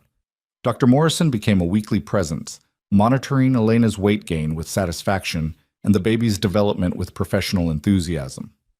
At 20 weeks, he performed an ultrasound that actually looked like a baby instead of abstract art, and asked if they wanted to know the sex. Elena looked at Roman, who'd been present for every appointment, always watching the monitor with an intensity that suggested he was memorizing every detail. "Do you want to know?" she asked. "Your choice," Roman said, but his eyes betrayed interest. "Boy," Dr. Morrison announced with a smile. "Healthy, active, measuring right on schedule." Roman's hand tightened on Elena's. A son. The word carried weight Elena hadn't anticipated. Not just a baby, but an heir. The future of whatever empire Roman had built. She watched emotions flicker across his face. Pride, fear, determination, something that looked almost like wonder. "Congratulations," Dr. Morrison said, packing up his equipment. "Everything looks excellent. I'll see you next week." When they were alone, Roman stood at the window of Elena's suite, staring out at the city with his hands in his pockets. The afternoon light caught the silver at his temples, making him look distinguished and dangerous in equal measure. "What are you thinking?" Elena asked from the bed where she still lay, the ultrasound gel being wiped from her stomach. "That I have 6 months to make sure the world my son enters is safer than the one I grew up in." Roman's voice was quiet. "That I need to eliminate threats I've been tolerating and shore up alliances I've been neglecting. That everything just became simultaneously more important and more complicated." Elena sat up, pulling her shirt down. "You're talking about your business." "I'm talking about his inheritance." Roman turned to face her. "My grandfather ruled through fear. My father tried to rule through compromise and got killed for his weakness. I've built something in between, respect backed by the credible threat of violence. But I don't know if that's enough for a world where my son will have a target on his back from birth." "He doesn't have to inherit any of this." Elena stood, moving closer. "You could walk away, build something legitimate, give him a normal life." Roman's laugh was bitter. "There is no walking away. Men like me don't retire to beach houses and die peacefully in our sleep. We get killed by the people we tried to leave behind or by the people who want what we built. The only way out is death or irrelevance, and irrelevance is just slower death. So our son is trapped before he's even born." "Our son is protected before he's even born." Roman closed the distance between them. "There's power in that, Elena. Resources, connections, safety that 99% of children will never have. Yes, it comes with danger, but the danger exists whether I acknowledge it or not. At least this way I can control some of it." Elena wanted to argue, to insist there had to be another way, but she'd seen enough of Roman's world to understand the futility. He was right. There was no clean exit, no simple solution. Their son would be born into complexity and danger, and the best they could do was make sure he survived it. "What happens when he's old enough to ask questions?" she asked quietly. "When he wants to know what his father does, why people are afraid of us, why he can't have the same freedom as other kids." We tell him the truth. Roman's hand settled on her waist, careful of her growing belly. We teach him that power is responsibility, that violence is a tool, not a solution, that he has choices even when it doesn't feel like it. We give him what I never had, parents who are both present and honest. The use of we instead of I sent something warm through Elena's chest. For the first time since Roman had found her in that diner, he was talking about them as a unit instead of as captor and captive. I'm still angry with you, she said, needing to establish that boundary. For finding me, for forcing me back here, for taking away my choices. I know. Roman's thumb traced circles on her hip through the soft fabric of her shirt. But you're less angry than you were. That doesn't make it right. No, but it makes it survivable. He leaned down, his forehead touching hers. I'm not asking for forgiveness. I'm asking for partnership, for you to stop fighting me long enough to see that we might actually want the same things. Which are? Keeping our son safe, giving him opportunities we didn't have, building something that might actually last beyond one generation. Roman's voice softened. And maybe figuring out if what we had before you ran was real or just convenient. Elena's breath caught. They hadn't talked about their relationship before. Before the fear, before the running, before everything had imploded. Those 6 months when she genuinely believed she might be falling in love with a man who terrified and fascinated her in equal measure. I don't know if I can trust what I felt then, she admitted. I don't know what was real and what was me seeing what I wanted to see. Then we start over. Roman pulled back enough to meet her eyes. No assumptions, no history, just two people trying to raise a child together and figuring out the rest as we go. That simple? That complicated. His smile was slight. But we've survived worse. A knock on the door interrupted whatever Elena might have said. Roman stepped back, his expression shifting to business mode with practiced ease. Come in. Dmitri entered, his face grave. We have a situation. Brennan family is moving on the waterfront territories. 3 of our distribution points hit in the last hour. Roman's jaw tightened. Casualties? 2 injured, none dead. They were sending a message, not starting a war, yet. Dmitri's eyes flicked to Elena, then back to Roman. You need to respond. I know. Roman turned to Elena. I have to handle this. Handle it how? Elena asked, even though part of her didn't want to know. By reminding the Brennans why they don't move on my territory without consequences. Roman's voice was cold. Stay here. Security will be doubled. Don't leave the penthouse under any circumstances. For how long? Until I'm back and the situation is contained. Roman moved toward the door, then stopped. Elena, this is what I meant earlier. This is the reality. Someone always wants what you have. And the only way to keep it is to be willing to defend it with more force than they're willing to risk. He left with Dmitri, and Elena heard them talking in rapid, clipped sentences as they moved toward the elevator. Moments later, Mrs. Chen appeared with tea and sympathy evident on her usually neutral face. He'll be back, she said quietly, setting the tray down. He always is.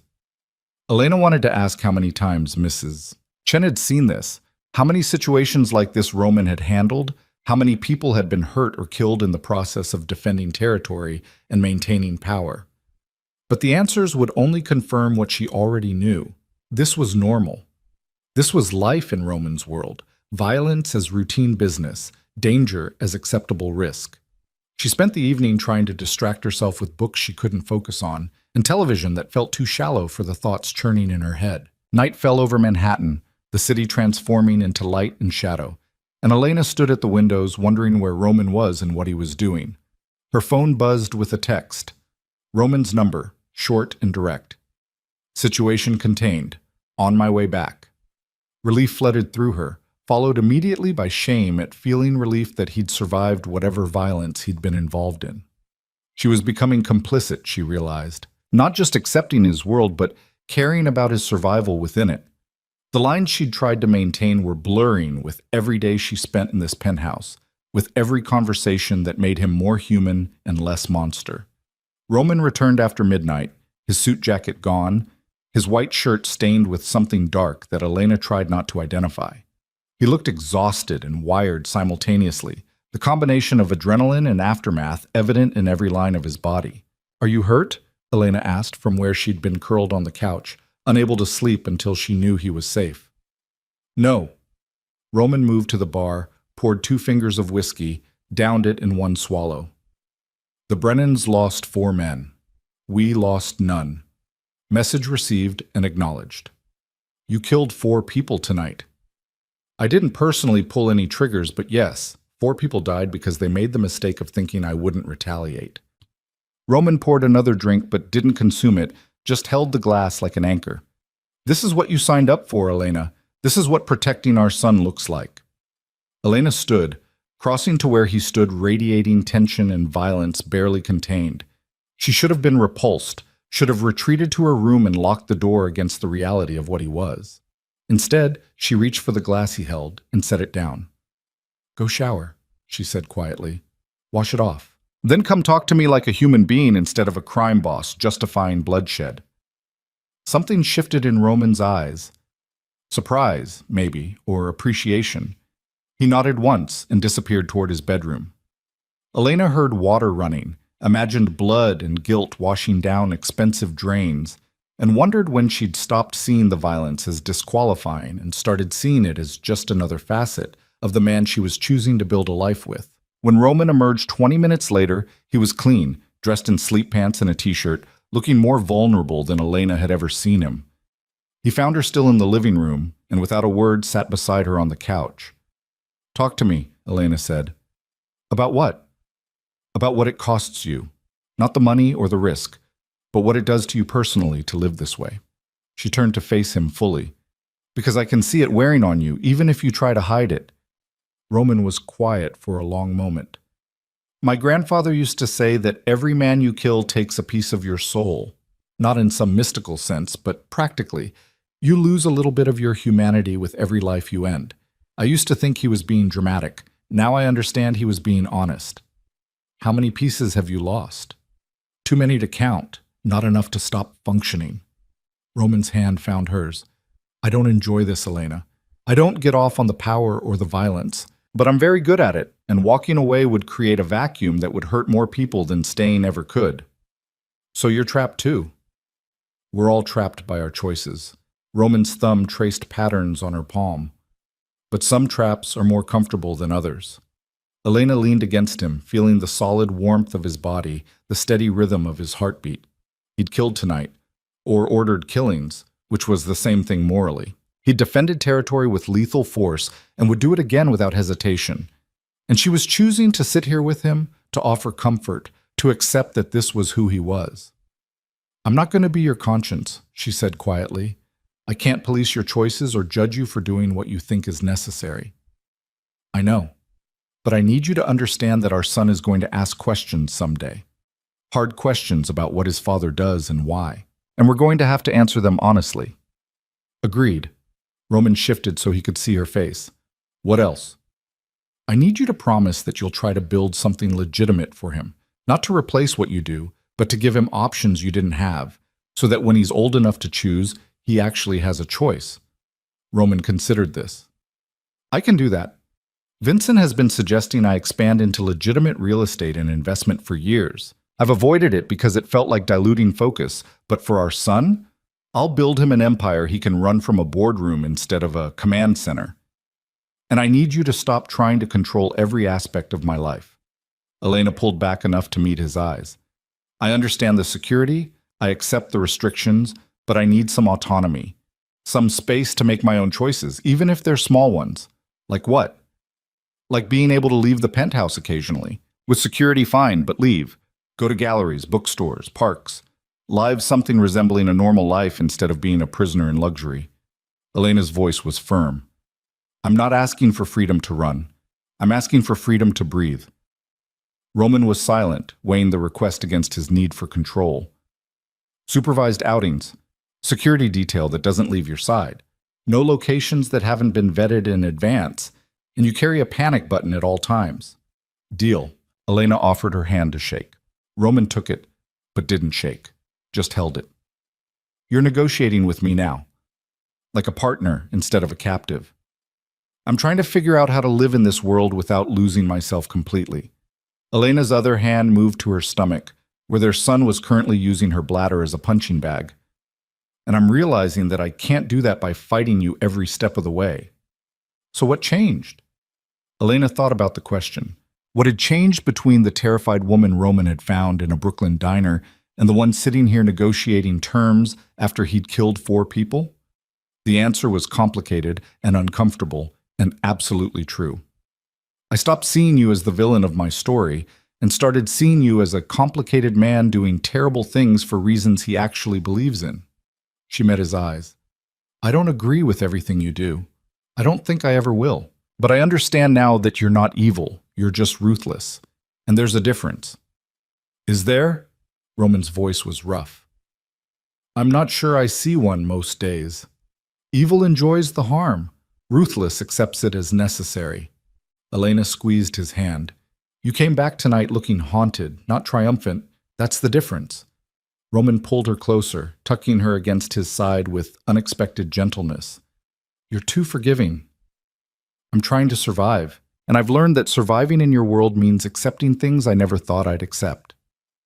Elena echoed her own words from weeks ago, but this time they carried different weight. Not resignation, but choice. I'm choosing this, Roman. Not because I'm trapped, or because I have no options, but because I genuinely believe you'll protect our son better than anyone else could, even if the cost of that protection is living with a man who kills without hesitation when he thinks it's necessary. I'll try to be better than what I am. Don't. Elena looked up at him. Don't try to be something you're not. Just be honest with me. Keep us safe, and build something our son can choose to be part of, or walk away from when he's old enough. That's all I'm asking. Roman kissed her then, soft and searching, not claiming, but asking. Elena kissed back, tasting whiskey and regret, and something that felt dangerously close to hope. When they broke apart, Roman rested his forehead against hers. I'm going to spend the rest of my life trying to deserve this, he said quietly. Good. Elena smiled slightly. Because I'm going to spend the rest of mine holding you to impossible standards and refusing to let you off the hook when you fail. That's fair. They sat like that for a long time, wrapped around each other while the city glittered outside and their sun kicked against Elena's ribs. It wasn't love. Not yet. Trust was still fragile, and forgiveness hadn't fully taken root. But it was partnership, built on brutal honesty and acceptance of realities neither of them could change. Eventually, Roman stood, offering his hand. Come to bed. Not to mine, he added quickly when Elena hesitated. Just sleep in the same room. I want to know you're close after tonight. Elena took his hand and let him guide her to his bedroom. The space was masculine and elegant, dominated by a massive bed with dark linens and windows that offered an even more spectacular view than her suite. Roman pulled back the covers, waited until Elena had settled, then climbed in beside her. He didn't reach for her, didn't push for more than proximity. Just lay there in the darkness, close enough that Elena could feel his warmth, far enough that she didn't feel crowded. Roman? She said into the quiet. Yeah? Thank you for coming back. His hand found hers under the covers. I'll always come back. That's the one promise I can make and keep without qualification. Elena believed him, and that belief, more than anything else that had happened since he'd walked into that diner, felt like the beginning of something that might actually last. Sleep came easier with Roman beside her than it had in the months she'd spent alone, and that realization was both comforting and terrifying in equal measure. The next morning, Elena woke to find Roman already dressed and on the phone, speaking rapid Italian to someone who sounded agitated. She watched from the bed as he paced, his free hand gesturing sharply, his tone brooking no argument. Whatever had happened overnight, it required his immediate attention. He ended the call and turned to find her awake. I need to go handle something. Security will be here within the hour. Mrs. Chen has breakfast ready. Is this about last night? Fallout. Roman moved to the bed, leaned down to kiss her forehead. The Brennans want to negotiate terms. I'm going to make sure those terms are very clear about what happens if they test me again. Be careful. Something softened in his expression. You're worried about me.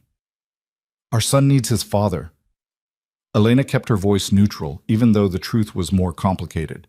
She was worried, and not just for practical reasons. Somewhere along the way, she'd started caring whether Roman survived his dangerous world. "I'll be back for dinner." He straightened all business again.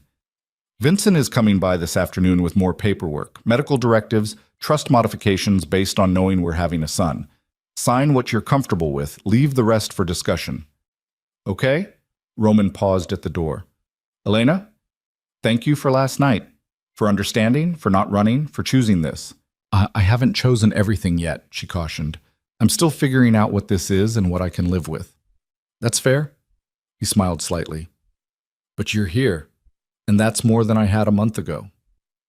He left, and Elena lay in his bed, surrounded by his scent and the lingering warmth of his body, and wondered when the penthouse had started feeling less like a prison and more like a home she was actively choosing to stay in. The answer was uncomfortable but true.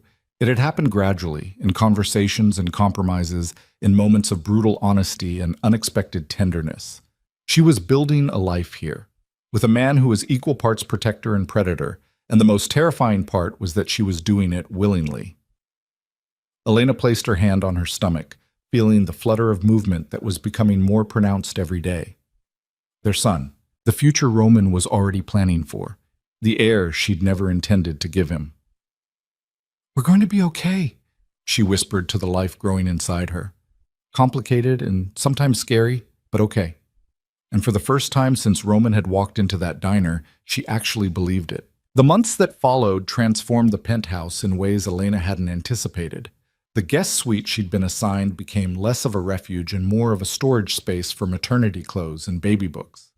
She accumulated during supervised outings with security. Most nights, she ended up in Roman's bed.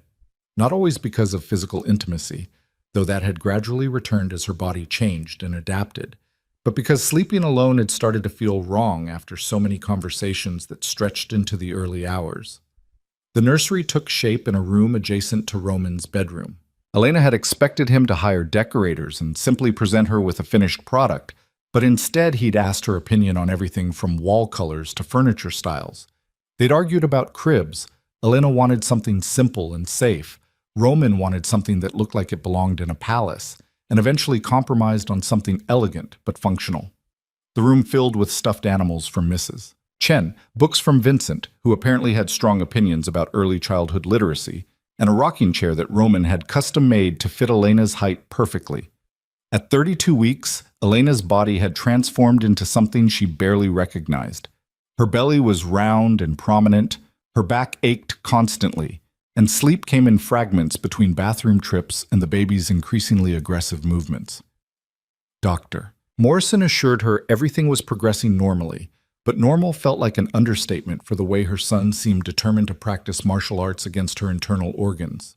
Roman had become unexpectedly attentive to the physical realities of late pregnancy. He'd researched everything, doctor. Morrison mentioned, ordered a pregnancy pillow that took up half the bed, and started giving her foot rubs in the evenings while they watched television or discussed the legitimate business ventures he was building for their son's future. The man who'd walked into that diner 6 months ago with lethal purpose had developed a gentleness Elena hadn't known he possessed.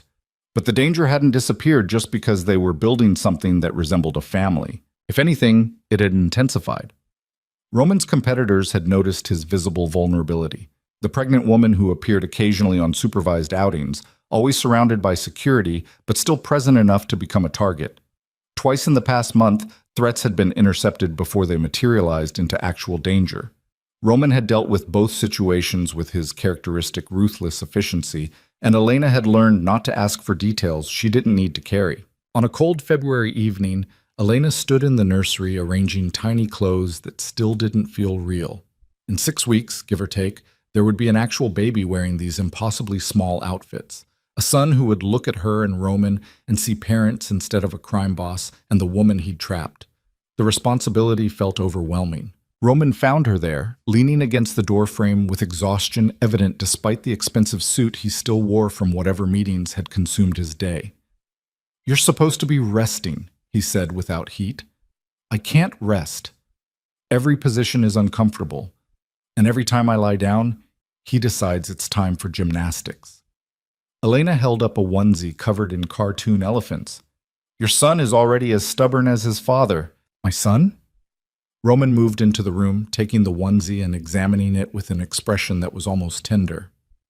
Pretty sure you contributed to his genetic makeup.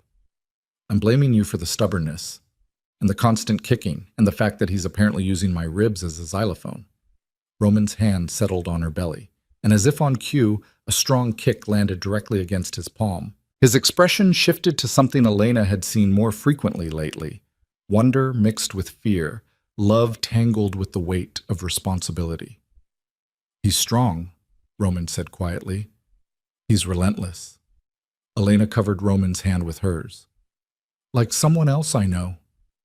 They stood like that for a moment, connected by the life between them and the complicated web of choices that had led to this room, this moment, this unexpected family. I have something for you, Roman said, pulling an envelope from his jacket pocket.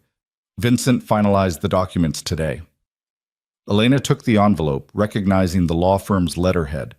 Inside were papers she'd been expecting: official recognition of their son's paternity, inheritance structures, medical directives. But there was also something unexpected: property deeds in her name, investment accounts with balances that made her dizzy, and legal documents that gave her actual ownership of assets rather than just access.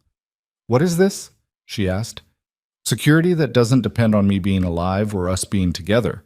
Roman's voice was matter of fact. You've been living here for 6 months accepting my protection and my control. These give you the power to leave if you decide you need to, and to take our son somewhere safe if anything happens to me. Elena stared at the documents, understanding the magnitude of what he was offering. Real freedom, backed by resources that would let her build a life anywhere in the world. The cage he'd constructed had just opened, and he was trusting her not to run. Why now? She asked. Because in 6 weeks you're going to be even more vulnerable than you are now. Because I need to know that if the worst happens during delivery or in the chaos afterward, you and our son have options. Roman met her eyes. And because I'm choosing to trust you the way you've been choosing to trust me. Elena set the documents on the changing table and turned to face him fully. I'm not going to run. I know, but I needed you to know you could if you had to.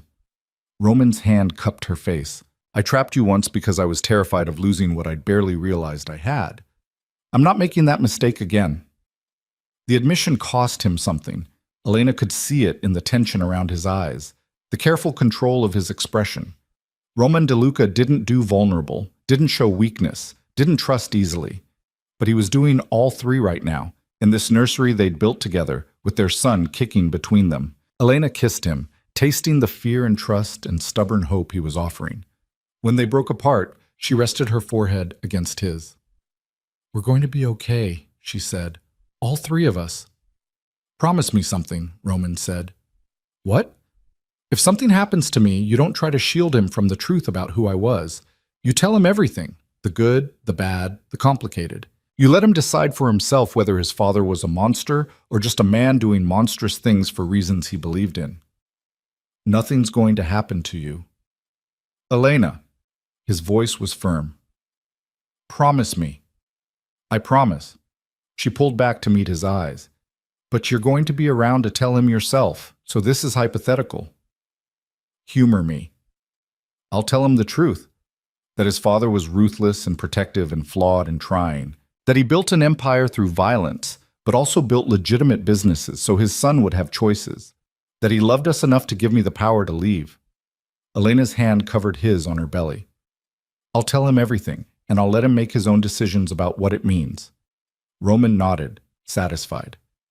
They stood together in the soft light of the nursery, and Elena felt something settle in her chest. Not certainty, there was too much danger and too many variables for certainty, but peace with the choices she'd made and the life she was actively building. The peace lasted exactly 3 days. Elena woke at 2 a.m. to wetness and a sharp pain that made her gasp. For a confused moment, she thought she'd simply lost control of her bladder. Pregnancy had made that embarrassingly common. But the pain came again, radiating from her lower back around to her abdomen with enough force to make her cry out. Roman was awake instantly, sitting up and reaching for her. What's wrong? I think... Another contraction cut off her words. Something's wrong. It's too early. Roman was already moving, hitting the intercom button that connected to his security team. "Get Dr. Morrison here now, and prepare the car." He turned back to Elena, his hands gentle despite the urgency in his voice. "How far apart are the contractions?" "I don't know. This is only the second—" She gasped as another one hit, barely a minute after the last. "Roman, this isn't normal. It's too fast, too early." "I know." He helped her stand, supporting her weight as another contraction made her knees weak. "We're going to the hospital, now." The next 30 minutes were a blur of activity. Mrs. Chen appeared with the hospital bag Elena had packed weeks ago. Security swarmed, clearing paths and preparing vehicles. Dr. Morrison arrived, took one look at Elena's face, and confirmed what she already knew. "You're in active labor. We need to move." The SUV ride to the hospital was the longest 20 minutes of Elena's life. Contractions came hard and fast, too close together for someone who wasn't supposed to be in labor for another 6 weeks. "Doctor." Morrison sat beside her, monitoring her vitals with professional calm that didn't quite hide his concern. Roman held her hand tight enough to hurt, his other hand on his phone coordinating security for the hospital and barking orders to people Elena couldn't track. The hospital had been prepared. Private floor, security already in place, medical team waiting. Elena was transferred to a wheelchair and rushed to a delivery suite that looked more like a luxury hotel room than a medical facility. Nurses descended, hooking her up to monitors, checking her dilation, asking questions she could barely focus on between contractions. 7 centimeters, one of the nurses announced. "She's progressing fast." Dr. Morrison appeared beside her. "Elena, listen to me. The baby's coming tonight, and there's nothing we can do to stop it. He's a little early, but 34 weeks is viable. We have a NICU team standing by just in case, but I need you to focus on breathing through the contractions. Can you do that?" Elena nodded, though panic was making it hard to breathe at all. Too early. 6 weeks too early. What if something was wrong? What if their son wasn't ready? Roman's face appeared in her field of vision, blocking out the medical team and the monitors and everything except his eyes. "Look at me," he commanded. "Just me. Breathe with me." He demonstrated exaggerated breaths that Elena tried to match. In and out, while her body did things she couldn't control and fear threatened to swallow her whole. "You've survived everything else," Roman said quietly, just for her. "You survived running, survived coming back, survived learning to live in my world. You can survive this." "I'm scared." "I know, so am I."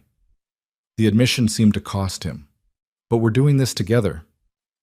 The hours that followed blurred into an endless cycle of pain and breathing and Roman's voice cutting through the chaos.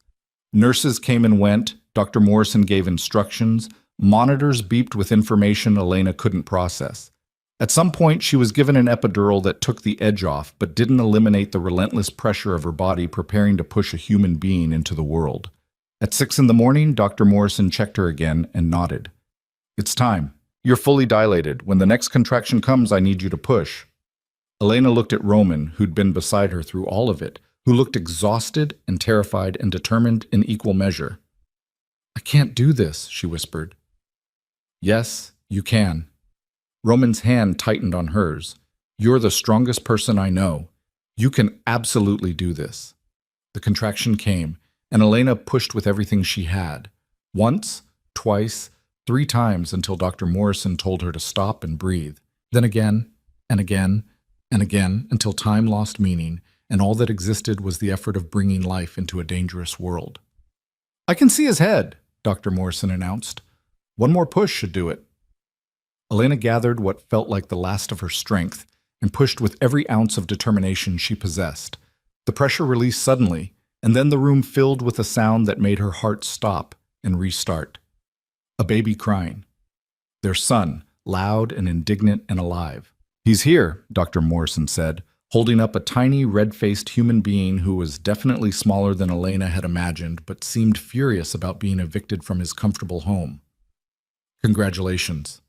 The baby was placed on Elena's chest, still connected by the umbilical cord, still covered in vernix and blood, and all the messy reality of birth. He was perfect. Impossibly small, with dark hair and Roman's nose and lungs that clearly worked just fine based on the volume of his protests. Elena looked at Roman, who stood frozen beside the bed. staring at their son like he had never seen anything more terrifying or miraculous. "Do you want to cut the cord?" Dr. Morrison offered.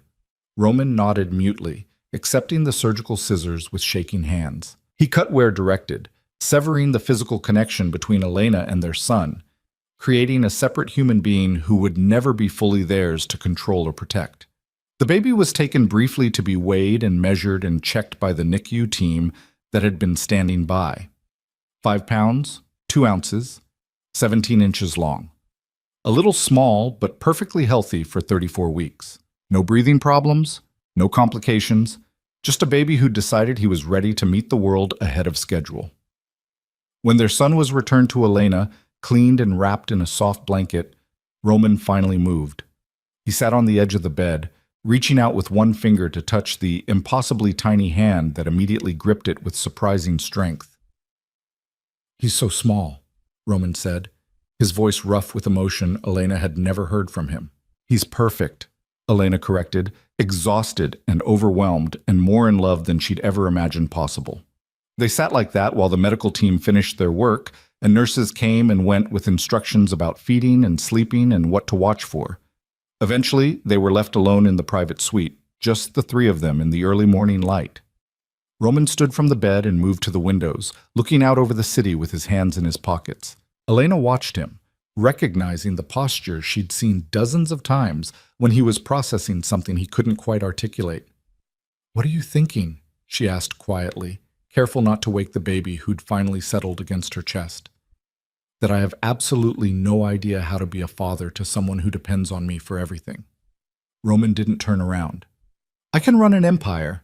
I can make decisions that affect hundreds of people. I can negotiate treaties and plan operations. But I have no idea how to keep that tiny human alive, much less raise him to be something better than what I am." "You're not doing it alone," Elena said, "and you're going to make mistakes, but so am I. We'll figure it out together." Roman finally turned to face her. "What if I'm too much like my grandfather? Too comfortable with violence, too used to controlling everything, too damaged to teach him anything worth knowing? Then I'll balance you out." Elena smiled slightly. "And he'll learn from both of us. Your strength and my compassion, your ruthlessness and my empathy, your world and my dreams about what his could be instead." "You make it sound simple." "It's not simple, it's terrifying." Elena looked down at their son, who was making small snuffling sounds against her chest. "But I spent 3 months running from you because I was terrified, and all it did was waste time we can't get back. I'm done running from fear. I'm choosing to believe that we can do this even when it feels impossible." Roman crossed to the bed and sat beside her again, his arm going around her shoulders while his free hand stroked their son's soft hair. "We need to name him," he said quietly. They discussed names for weeks without settling on anything that felt right. Elena had vetoed anything too pretentious. Roman had vetoed anything he considered weak. They'd narrowed it to a short list but hadn't committed to anything final. "What about Alexander?" Elena suggested. "Strong, classic, with enough history that he can make it his own." "Alexander DeLuca." Roman tested the name, considering. "Alexander James DeLuca, after your father." Elena's breath caught. She'd mentioned her father once, months ago, the man who died when she was 12, leaving her and her mother struggling. Roman had remembered, had filed it away, and brought it back now as an offering. "Yes," she whispered. Alexander James DeLuca. Their son, Alexander, no longer just an abstract concept but a real person with a name and a face, stirred against Elena's chest. His eyes opened briefly, unfocused but already searching, before closing again in the exhausted sleep of someone who'd had a very long day. The door opened quietly, and Mrs. Chen appeared with a tray of food and tea. She took one look at the baby and smiled with genuine warmth. "He's beautiful," she said simply, setting the tray down. "And he has his father's stubbornness already, coming early like that." "Thank you, Mrs. Chen." Roman stood, intercepting her before she could leave. "For everything these past months, for taking care of Elena when I couldn't, for preparing the nursery, for making the penthouse feel like a home instead of just a place to live." Mrs. Chen's expression softened. "That's my job, Mr. DeLuca, but it's been my pleasure." She glanced at Elena and the baby. "You've both needed taking care of, even if you're too stubborn to admit it." She left with her characteristic discretion, and Roman returned to the bed. Elena ate what she could manage while Roman held Alexander with the careful concentration of someone handling explosives. The baby seemed impossibly small in his father's arms, fragile and perfect and completely dependent. "I'm going to burn the world down to keep him safe," Roman said quietly, staring at his son's sleeping face. "I know." Elena set down her tea. "But you're also going to teach him that the world is worth protecting, not just conquering. That power is responsibility, not just control. That he has choices, even when it doesn't feel like it." "How did you get so wise?" 6 months of surviving your world and learning that strength comes in different forms. Elena reached out to stroke Alexander's cheek. "I'm not the same woman who ran from you in terror. I'm someone who understands that complicated doesn't mean wrong, and dangerous doesn't mean worthless." Roman looked at her with an intensity that made her breath catch. "I love you. I should have said it months ago, should have been brave enough to name what this was before you ran. But I'm saying it now. I love you, Elena.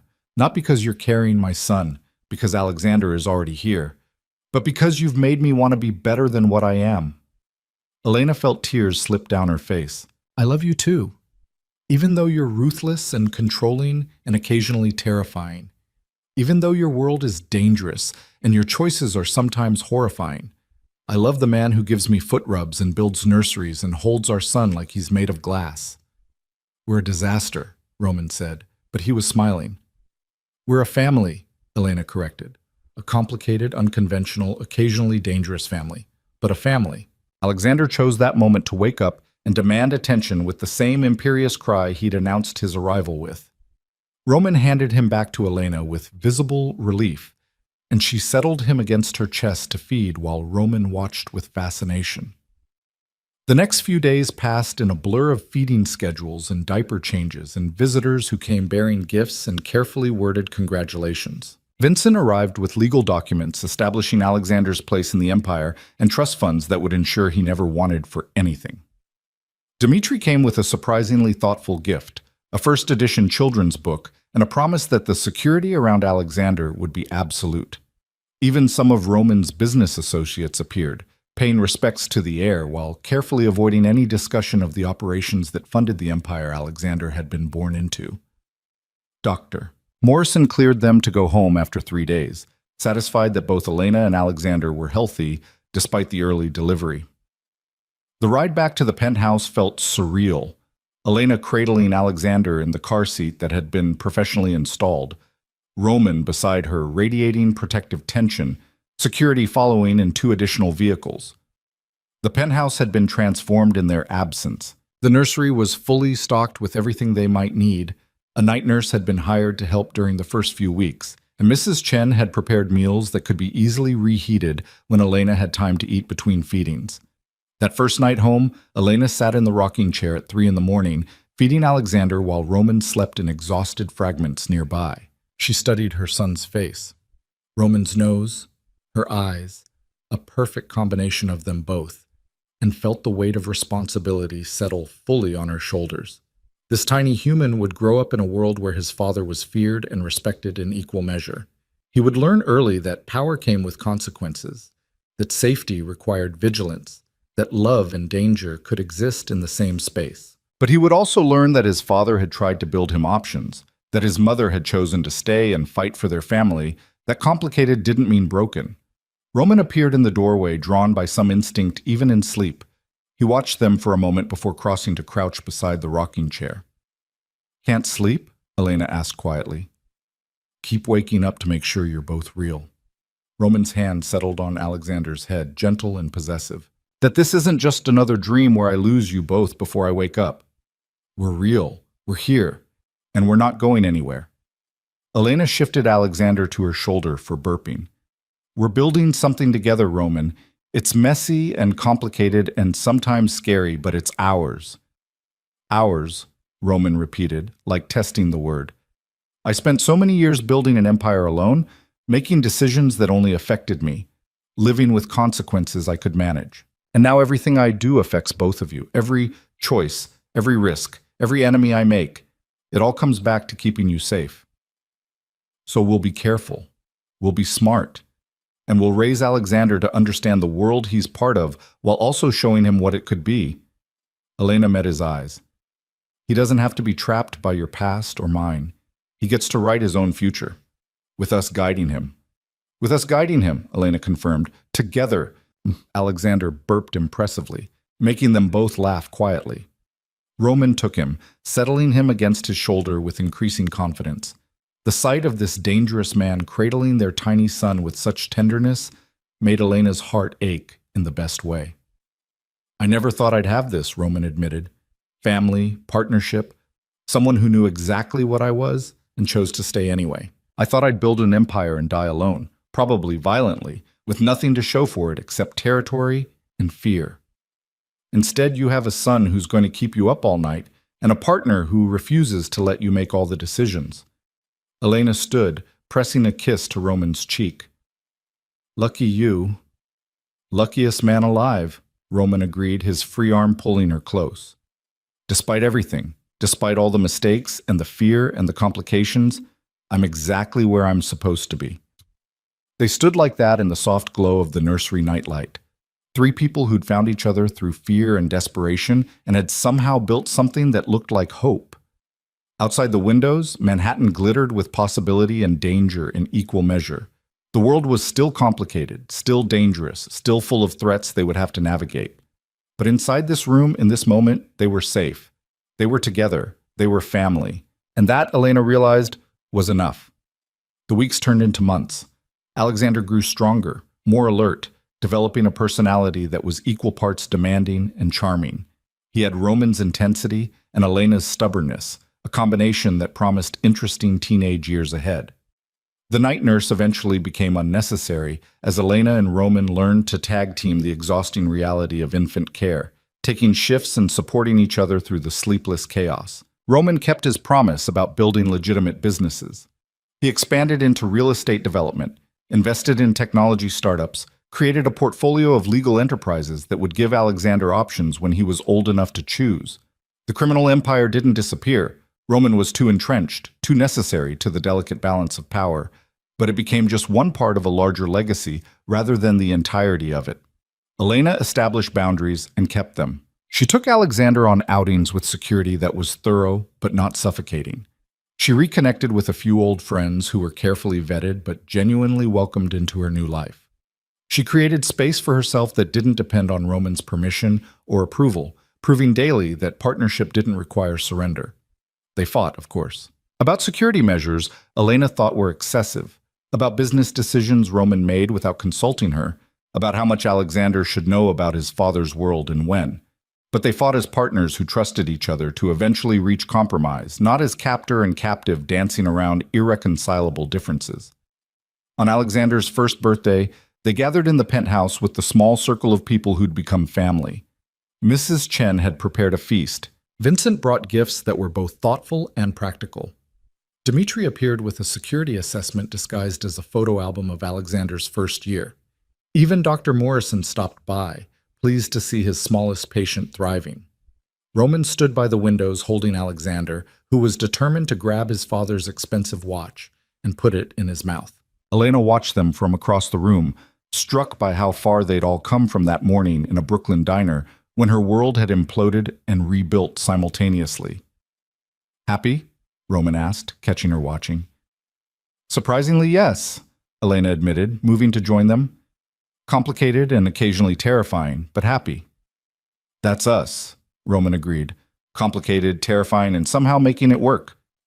Alexander chose that moment to succeed in his quest for the watch, shoving it triumphantly into his mouth. Roman rescued it with practiced ease while Elena laughed at her son's indignant protests. This was their life now, built on brutal honesty and hard-won trust, protected by security and strength, complicated by a world that would never be simple or safe. But it was theirs, chosen, fought for, and carefully constructed from the wreckage of fear and misunderstanding. Elena had stopped running. Roman had stopped demanding unconditional surrender, and together they were building something that might actually last. The city spread out below them, full of danger and possibility, belonging to a man who'd learned that power meant nothing without someone to share it with. And in the penthouse above it all, Three people who'd found each other against impossible odds celebrated the simple, extraordinary miracle of surviving long enough to become a family. It wasn't perfect. It would never be perfect. But it was real, and it was theirs, and that was more than enough.